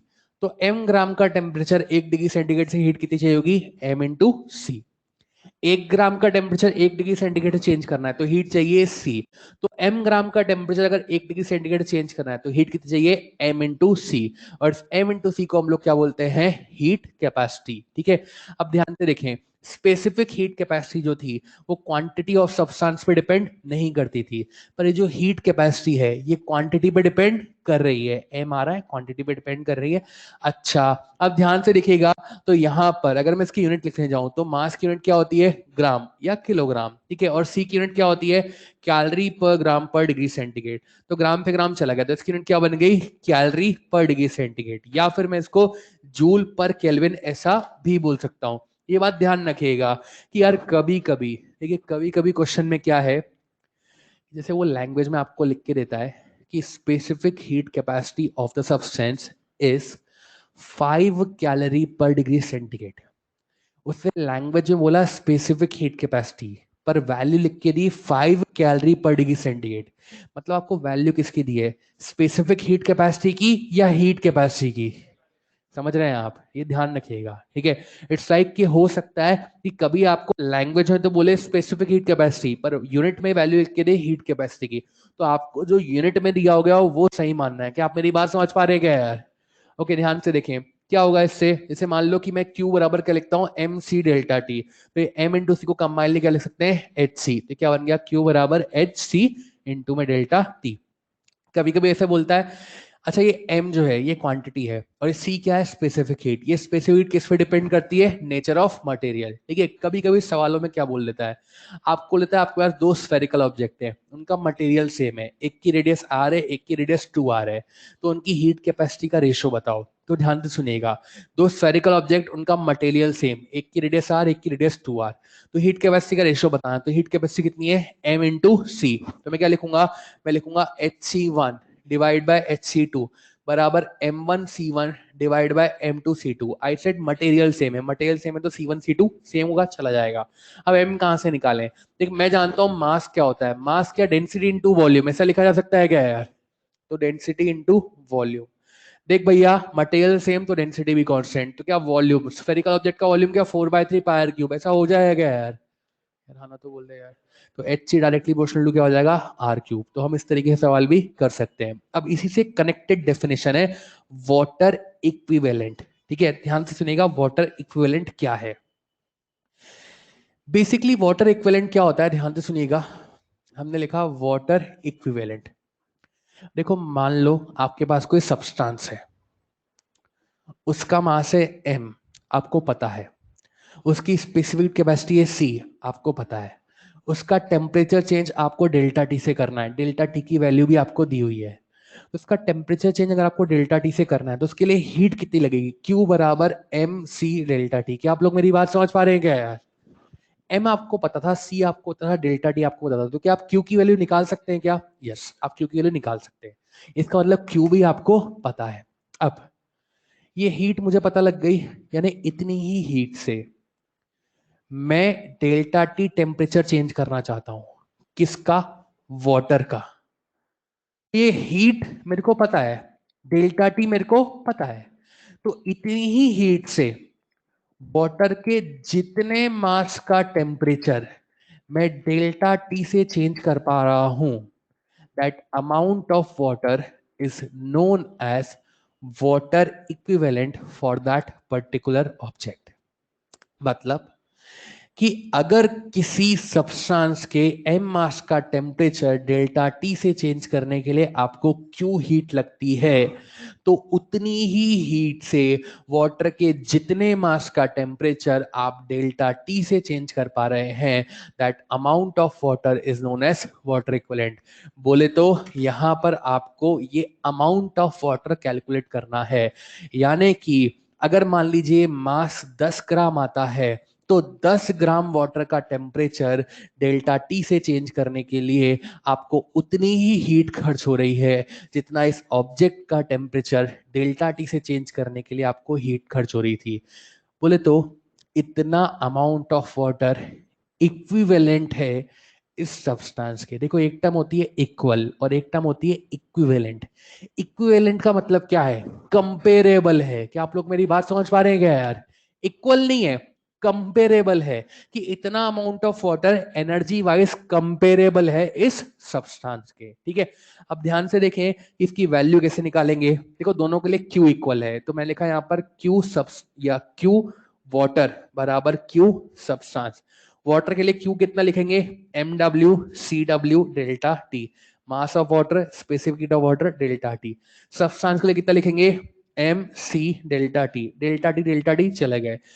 स्पेसिफिक हीट ऑफ वाटर कितनी होती है, 1 कैलोरी पर ग्राम पर degree centigrade, 1 into something that something, मतलब 1 से मल्टीप्लाई करेंगे तो कोई फर्क नहीं पड़ेगा। जैसे MW, इसी को हम बोलते हैं वाटर इक्विवेलेंट, W से रिप्रेजेंट करते हैं। तो W कितना हो जाएगा, M इंटू सी। देखो भाई ध्यान से देखो, मैंने कहा कि मुझे यहाँ पे कैलकुलेट क्या करना है, मास। मास की यूनिट क्या होती है, ग्राम या किलोग्राम, मतलब वाटर इक्विवेलेंट की यूनिट क्या होगी, या तो ग्राम या किलोग्राम। पर इसका फॉर्मूला देखो क्या आ रहा है, M इंटू सी। ये फॉर्मूला किसका है, हीट कैपेसिटी का। तो इसका मतलब कि न्यूमेरिकली वाटर इक्विवेलेंट और हीट कैपेसिटी क्या है, सेम, पर दोनों की यूनिट क्या है, अलग अलग। फॉर एग्जांपल मैंने एक वैल्यू लिखी, मान ले 4 किलोग्राम। किलोग्राम किसकी यूनिट होती है, मैंने एक वैल्यू लिखी 4 मीटर, मीटर किसकी यूनिट होती है, लेंथ। तो इन दोनों की न्यूमेरिकल वैल्यू क्या है, सेम, और इन दोनों की यूनिट क्या है, अलग अलग। तो वैसे ही न्यूमेरिकली वाटर इक्विवेलेंट और हीट कैपेसिटी क्या है, सेम, पर इन दोनों की यूनिट क्या है, अलग अलग। सर काम कैसे आएगा, जैसे मान लो एक कंटेनर में पानी भरा हुआ है, आप उसको हीट अप कर रहे हो, तो आप बोल रहे हो कि उसका टेम्परेचर चेंज करने के लिए हीट लग रही है MC डेल्टा टी। एम किसका होता है, पानी का मास, सी क्या होता है, पानी की स्पेसिफिक हीट, और डेल्टा डी क्या होता है, पानी के टेम्परेचर में चेंज। यार एक बात बताओ, सिर्फ पानी हीट खाता है या कंटेनर भी हीट खाता है, एक्चुअल में तो कंटेनर भी हीट कंज्यूम करता है, पर हम कंटेनर की हीट को तो कैलकुलेट करते ही नहीं है। तो जब भी क्वेश्चन में कंटेनर का वाटर इक्विवेलेंट दिया जाए या कंटेनर की हीट कैपेसिटी दी जाए, तो आपको कंटेनर की हीट को भी इंक्लूड करना है। मतलब कंटेनर कितनी हीट कंज्यूम कर रहा है, आपको वो भी इंक्लूड करना है। ध्यान से सुनिएगा, अगर आपको कंटेनर का वाटर इक्विवेलेंट या कंटेनर की हीट कैपेसिटी दी जाए, तो आपको कंटेनर की हीट को भी इंक्लूड करना है। अब देखो, एक कंटेनर में पानी भरा हुआ है, तुमने उसको गैस पे रख दिया, गैस ऑन कर दिया, ठीक है, तो पानी क्या होगा, पानी धीरे धीरे गर्म होना स्टार्ट होगा। गर्म होते होते एक पॉइंट ऐसा आएगा जिसमें पानी क्या होने लगेगा, वेपर में कन्वर्ट होने लगेगा। क्या आप लोग समझ पा रहे हैं क्या यार। पर जो कंटेनर है, मतलब पानी के साथ क्या हो रहा है, टेम्परेचर भी चेंज हो रहा है और फेज भी कन्वर्ट हो रहा है। पर जो कंटेनर है, क्या तुमने कभी कंटेनर को मेल्ट होते हुए देखा है क्या, बोलो ना यार। इसका मतलब कंटेनर के साथ क्या हो रहा है, सिर्फ और सिर्फ टेम्परेचर चेंज। तो कंटेनर के टेम्परेचर चेंज के लिए क्यू कितना लिखेंगे, M इंटू L या MC डेल्टा टी, बोलो यार। M किसका, कंटेनर का, C भी किसका, कंटेनर का, और डेल्टा टी क्या होगा, टेम्परेचर चेंज। क्या आप लोग समझ पा रहे हैं क्या यार। कहाँ से लाएंगे M और C, कहाँ से लाएंगे, देखो, अगर आपको कंटेनर का वाटर इक्विवेलेंट दिया जाए, तो वाटर इक्विवेलेंट किसके बराबर है, M इंटू C के बराबर है। या हो सकता है कंटेनर की हीट कैपेसिटी दे, तो हीट कैपेसिटी भी किसके बराबर है, M इंटू C के बराबर है। क्या आप लोग समझ पा रहे हैं क्या यार। ठीक है, ऐसे बोला गया। डेल्टा टी कहाँ से लाओगे, डेल्टा टी ऐसे लाएंगे कि जैसे मान लो बोला गया कंटेनर में इनिशियली आइस है, आइस का टेम्परेचर 0 डिग्री सेंटीग्रेड, बोला फाइनली वाटर है, वाटर का टेम्परेचर है 100 डिग्री सेंटीग्रेड, तो उसका डेल्टा डी कितना होगा, डेल्टा डी होगा 100 - 0। तो कंटेनर का भी डेल्टा डी कितना होगा, 100 - 0। कंटेनर के टेम्परेचर में उतना ही चेंज आएगा जितना कि उसमें रखे हुए ऑब्जेक्ट के टेम्परेचर में चेंज आएगा। क्या मेरी बात समझ पा रहे हैं क्या यार। ठीक है, तो इस तरीके से हम कैलकुलेट कर सकते हैं।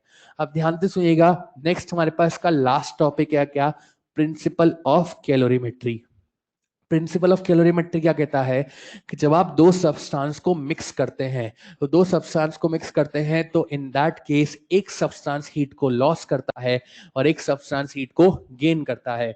और हम लोग क्या लिखते हैं कि heat loss by hot object is equal to heat gain by cold object. जितना हीट का लॉस होगा उतना ही क्या होगा, हीट का गेन होगा। तो heat loss by hot object is equal to heat gain by cold object. ध्यान से सुनिएगा, यहाँ पर दो टाइप के केस बनते हैं। दो टाइप के कौन से केस बनते हैं, कि पहला, जिन दो ऑब्जेक्ट को हम मिक्स कर रहे हैं वो सेम फेज के, सेम फेज के मतलब कि मान लो एक 10 डिग्री सेंटीग्रेड का वाटर है और एक 80 डिग्री सेंटीग्रेड का वाटर है, आप दोनों को मिक्स करोगे तो मिक्सचर का टेम्परेचर 10 से कम होगा, 80 से ज्यादा होगा, दोनों के बीच में होगा, बोलो यार, दोनों के बीच में होगा। अच्छा, दोनों के बीच में होगा और उसकी स्टेट क्या होगी, आइस, वेपर या वाटर, बोलो। एक 10 का वाटर था, एक 80 का वाटर है, मिक्स किया तो स्टेट क्या होगी, आइस, वेपर या वाटर। मतलब 10 डिग्री सेंटीग्रेड वाटर का 10 डिग्री सेंटीग्रेड वाले वाटर का टेम्परेचर थोड़ा सा बढ़ गया, 80 वाले वाटर का टेम्परेचर थोड़ा सा कम हो गया। पर यहाँ पर क्या सिर्फ सिस्टम में टेम्परेचर चेंज हो रहा है क्या यार, बोलो ना यार। फेज क्या वही रह रही है क्या यार। तो फेज वही रह रही है, सिर्फ और सिर्फ क्या हो रहा है, टेम्परेचर चेंज हो रहा है। तो बेसिकली जब आप दो सेम फेज के सब्सटेंस को मिक्स करेंगे तो क्या होगा, मिक्सचर में सिर्फ और सिर्फ टेम्परेचर चेंज होगा। जैसे मान लीजिए एक आपके पास ऑब्जेक्ट है जिसका मास है M1, इसका मास है M2, इसकी specific capacity C1 C2 T1 T2, मान लीजिए T1 जो है वो T2 से बड़ा है, तो बताओ हीट लॉस कौन करेगा? T2 के T1, बोलो T1, और गेन कौन करेगा? T2। मान लो मिक्सचर का टेम्परेचर है कुछ T, तो जो T है वो T1 से बड़ा होगा या छोटा? जो T जो है वो T1 से बड़ा होगा या छोटा? बोलो यार। और T2 से? ठीक है, यहाँ पर सिर्फ और सिर्फ सिस्टम में टेम्परेचर चेंज हो रहा है, तो Q बराबर क्या लिखेंगे? MC delta T। Heat loss कौन करेगा? T1, तो M1 C1 delta T। Delta T कितना लिखूं? T माइनस T1 या T1 माइनस T? बड़े में छोटे को उठाना है, तो T माइनस T1 या T1 minus T? T1 minus T बराबर M2 C2 T minus T2। Question में आपको M1 पता होगा, C1 पता होगा, T1 T2 दोनों पता होंगे, M2 C2 भी पता होगा, आपको T निकालना है। क्या आप लोग सॉल्व करके निकाल सकते हैं क्या यार? आप लोग सॉल्व करके निकाल सकते हैं। इट्स लाइक इस तरह के क्वेश्चन में सिर्फ और सिर्फ क्या होगा? टेम्परेचर चेंज होगा जब दो सेम फेस के सब्सटेंस को मिक्स कर रहे हैं। ट्विस्ट कहाँ आता है? ट्विस्ट आता है कि जब आप दो डिफरेंट फेज के सब्सटेंस को मिक्स कर रहे हो। ध्यान से सुनिएगा। मान लीजिए आपके पास एक आइस का पीस है। आइस मतलब कौन सी स्टेट? लिक्विड, वेपर या सॉलिड? आप मान लीजिए उस पर गर्म पानी डाल रहे हैं। पानी मतलब कौन सी स्टेट? लिक्विड। मान लो -20 की आइस थी, आइस का टेम्परेचर -20 था। आप उस पर गर्म पानी डाल रहे हैं तो यार थोड़ी देर बाद आप देखेंगे क्या वो जो आइस है, आइस क्या वो आइस मेल्ट होने लगेगी क्या यार?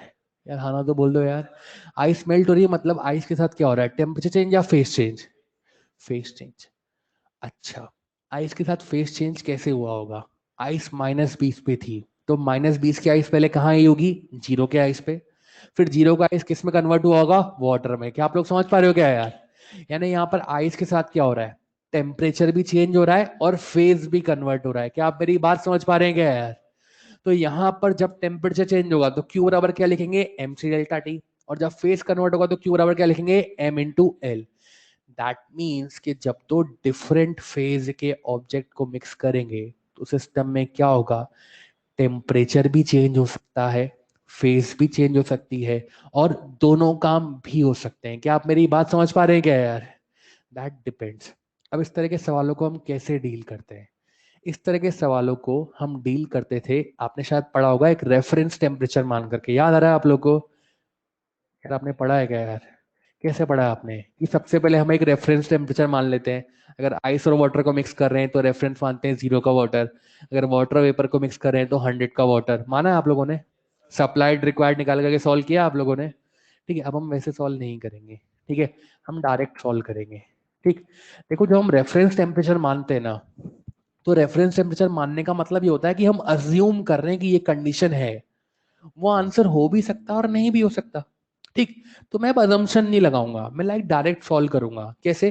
जैसे मान ले मैंने आइस, मेरे पास है आइस है -10 की, ठीक है, और मेरे पास वाटर है मान ले 100 का। मैं दोनों को मिक्स करूंगा तो बता हीट लॉस कौन करेगा? आइस के वाटर, बोलो यार। और गेन कौन करेगा? वाटर का टेम्परेचर 100 था तो वाटर हीट लॉस कर रहा है तो उसका टेम्परेचर उतना ही रहेगा, बढ़ेगा या कम होगा? आइस का टेम्परेचर -10 था तो -10 से उतना ही रहेगा, कम हो जाएगा या बढ़ जाएगा? तो मैं क्या करूंगा? मैं वाटर को ऊपर से नीचे लाऊंगा और आइस को नीचे से ऊपर ले जाऊंगा, और जहां ये दोनों मिक्स कर रहे होंगे वो कंडीशन जज कर लूंगा। क्या आप लोग समझ पा रहे हैं क्या यार? यार हाँ ना तो बोल दो यार। करेंगे हम वही तरीका, बस हम अब रेफरेंस अज्यूम नहीं कर रहे। कैसे करेंगे? एक सवाल लिख लेते हैं, लिखिएगा।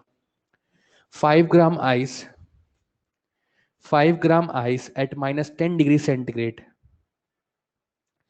5 ग्राम ice at -10 degree centigrade is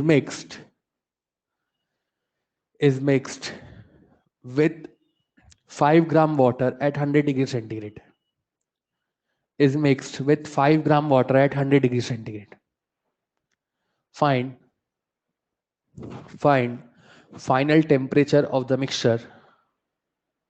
Find final temperature of the mixture and final state. Find final temperature of the mixture and final state. इधर देखें आप लोग, देखो भैया, एक अपने पास वाटर है जो कि कुछ 100 डिग्री सेंटीग्रेड पर है, और एक अपने पास आइस है जो -10 डिग्री सेंटीग्रेड पर है। दोनों की क्वांटिटी कितनी है? 5 ग्राम। ये भी 5 ग्राम और ये भी 5 ग्राम। ठीक है भाई, हमने बोला कि यार वाटर हीट को लॉस करेगा, हीट को लॉस करेगा तो कहाँ जाएगा? क्या 100 का वाटर 0 के वाटर पे जाता है क्या यार? यार हाँ ना तो बोल दो यार, 100 का वाटर कहाँ जाता है? 0 के वाटर पे। हीट कितनी लिखते हैं? M C delta T. M कितना है? 5, सी कितना है? 1, डेल्टा टी कितना हो गया? 100। That becomes what? 500 कैलोरी। मुझे पता नहीं है अभी सिस्टम की फाइनल स्टेट 0 है क्या, मैं तो ऐसे ही ले लिया इसको।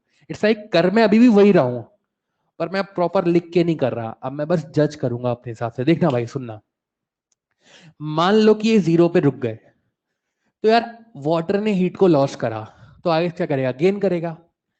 आइस -10 पे थी, अगर वाटर 0 पे पहुंचा है तो मिक्सचर इक्विलिब्रियम स्टेट में 0 पे पहुंचना चाहिए। यानी आइस भी कहां पहुंचेगी? 0 पे। क्या आप लोग समझ पा रहे हैं क्या यार? ध्यान से देख, तो -10 की आइस कहां आई? -10 की आइस पहले आई 0 की आइस पे। हीट कितना लिखेंगे? M C delta T. M कितना है इसका? 5। सी कितना होता है? 0.5। डेल्टा टी कितना होता है? 10। कितना है? 25 कैलोरी। यही रुकना है, आगे भी जाना है? आगे भी जाना है, क्योंकि हम लोग मिक्सचर को कहां लेके आ रहे हैं? 0 पे। क्या आप लोग समझ पा रहे हैं क्या यार? तो हमने बोला अब 0 के आइस कहां जाएगी? 0 के वाटर पे। हीट कितना लिखेंगे? m into L. एम कितना है? 5। ये कितना हो गया? 80। That becomes what? 400 कैलोरी। क्या आप लोग समझ पा रहे हैं क्या यार? देखो भाई, जब ये यहां पे आ रहा है 0 के वाटर पे, तो कितनी हीट रिलीज कर रहा है? 500। इसने कितनी ली? 425। क्या 75 कैलोरी हीट अभी सिस्टम में बची है क्या यार? यार हाँ ना तो बोल दे यार। तो हमें सिस्टम में हीट को बचाना है या वही खर्च करना है? वही खर्च करना है। तो अब देखो इस समय सिस्टम की स्टेट क्या है, ध्यान से देखना। 5 ग्राम आइस थी, जो कि कहां पे आ चुकी है? वाटर एट 0 पे। क्या आप लोग समझ पा रहे हो क्या यार? यार हाँ ना बोल दो यार। इस समय सिस्टम की स्टेट क्या है? 5 gram water at 0 degree centigrade, plus इधर से देखो 5 ग्राम वाटर जो कि कहां पे आ चुका है? 100 से 0 पे, तो 0 डिग्री सेंटीग्रेड। क्या आप लोग समझ पा रहे हो क्या यार? अच्छा, यानी टोटल आपके पास क्या है? 10 gram water at 0 degree centigrade. Okay, अब हीट 425 कैलोरी तो खर्च हो गई। क्या 75 कैलोरी हीट सिस्टम में बची है क्या यार? ये हीट अपने पास रखनी है, सिस्टम को देनी है। तो ये अब सवाल पता है, ये खत्म हो गया। अब सवाल यहाँ पे है कि आपके पास 10 ग्राम वाटर है 0 डिग्री सेंटीग्रेड पे, आप उसको 75 कैलोरी हीट दे रहे हो। तो वाटर के बाद अगली स्टेट क्या होती है? वेपर। तो वाटर से वेपर में कन्वर्जन, कोई भी टेम्परेचर है बॉइलिंग पॉइंट, बॉइलिंग पॉइंट। क्या ये उसका बॉइलिंग पॉइंट है? नहीं। तो मतलब अगर वाटर को हीट देंगे तो उसके साथ क्या होगा? टेम्परेचर, मतलब फेज चेंज या टेम्परेचर चेंज? और टेम्परेचर चेंज के लिए क्यों कितना लिखते हैं? एम इंटू एल या एम सी डेल्टा टी? क्या आप लोग समझ पा रहे हो क्या यार? तो इट्स लाइक यहां पर क्या लिखोगे? 75 बराबर M C delta T. M कितना लोगे? 10। सी कितना लोगे? 1। और डेल्टा टी कितना लोगे? टी -0 बराबर व्हाट? 75। तो यहां से आपका जो टी आएगा, क्या वो 7.5 डिग्री सेंटीग्रेड के बराबर आ जाएगा क्या यार? इस तरीके से आप प्रोसीड कर सकते हैं। इस तरह से हर सवाल में आप प्रोसीड कर सकते हैं। आपकी 2-3 स्टेप बच जाएंगी। लाइक पहले आप अलग से सप्लाइड निकालते थे, रिक्वायर्ड निकालते, वैसे बड़ा बड़ा सवाल करते थे ना, तो वो बच जाएगा। हमें क्या करना है? सिर्फ और सिर्फ कंपेयर करना है। क्या आप लोग समझ पा रहे हैं क्या यार? इस तरीके से कर सकते हैं आप। ठीक है, एक बार मॉड्यूल निकालो, exercise number 3। Exercise number 3, question number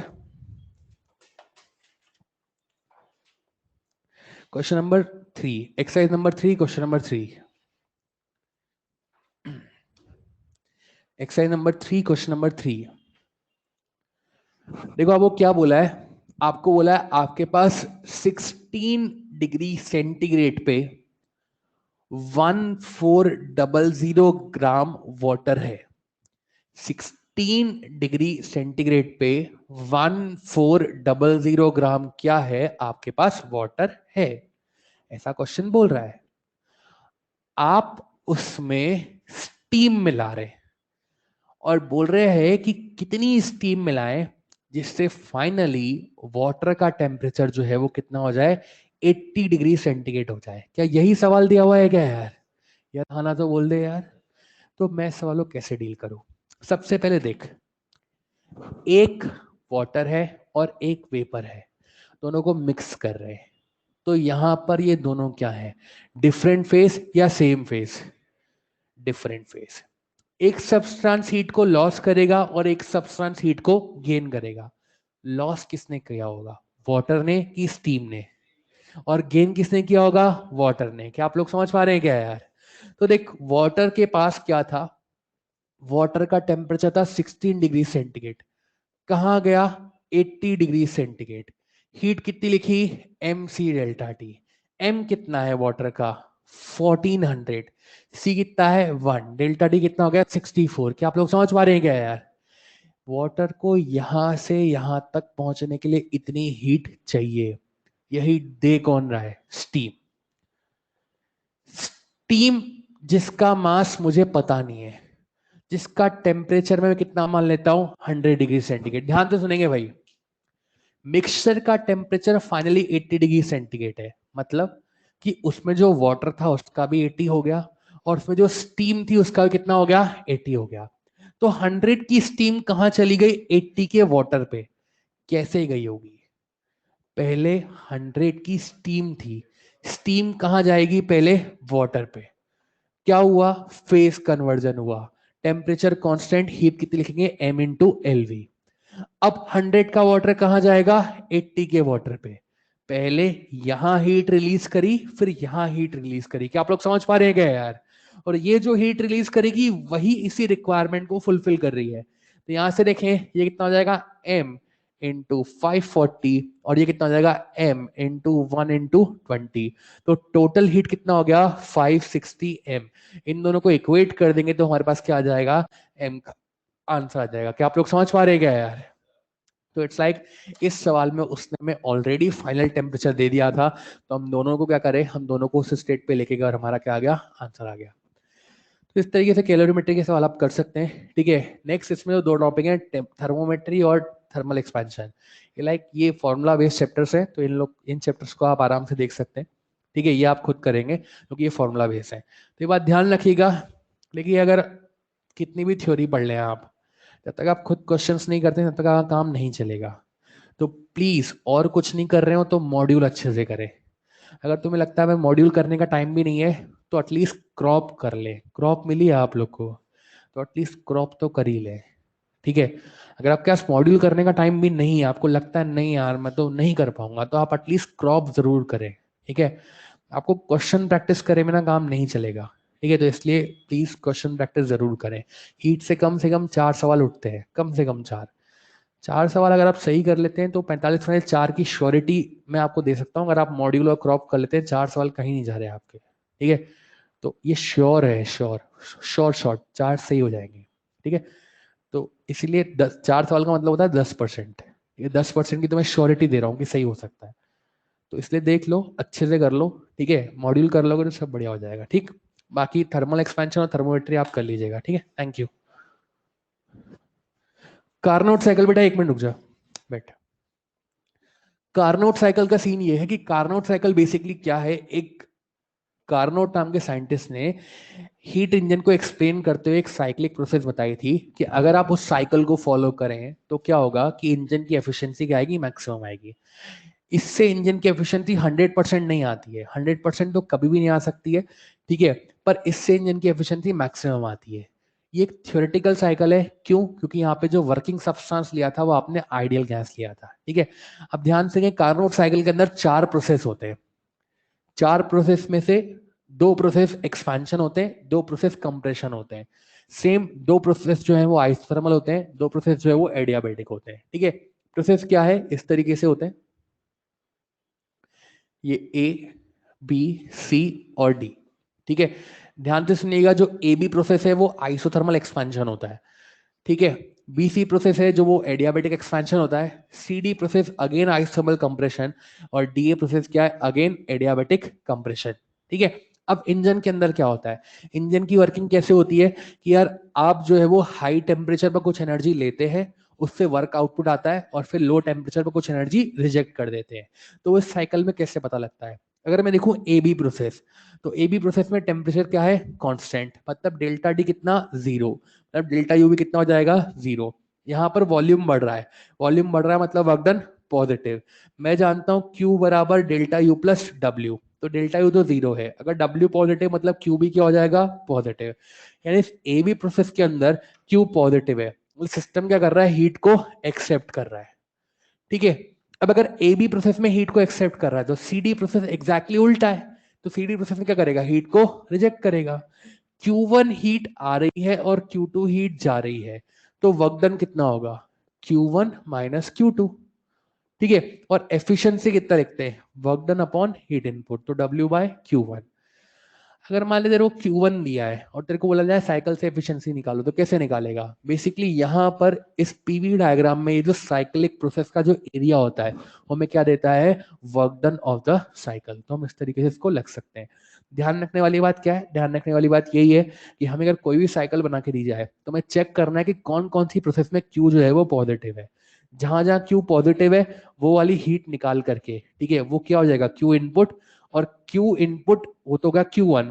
और वर्क डन कैसे निकालेंगे, एरिया ऑफ साइकिल। तो इस तरीके से हम उसकी एफिशिएंसी निकाल सकते हैं। इसे मान ले अगर तेरे को कल को ऐसी प्रोसेस दी जाए, जनरली जनरली ऐसा होता है कि हर साइकिल के जो फर्स्ट टू प्रोसेस होते हैं, फर्स्ट टू प्रोसेस उसमें हमेशा क्यू पॉजिटिव ही आता है, चेक कर लो कभी भी। हर साइकिल के हमेशा जनरली फर्स्ट टू प्रोसेस, जैसे अगर ऐसा साइकिल बना के दिया जाए तो इसमें ए बी और बी सी में क्यू पॉजिटिव है, आप चेक कर सकते हैं फर्स्ट लॉ की हेल्प से। ठीक है, तो लाइक ये कार नोट साइकिल है। ठीक है, चलिए, थैंक यू।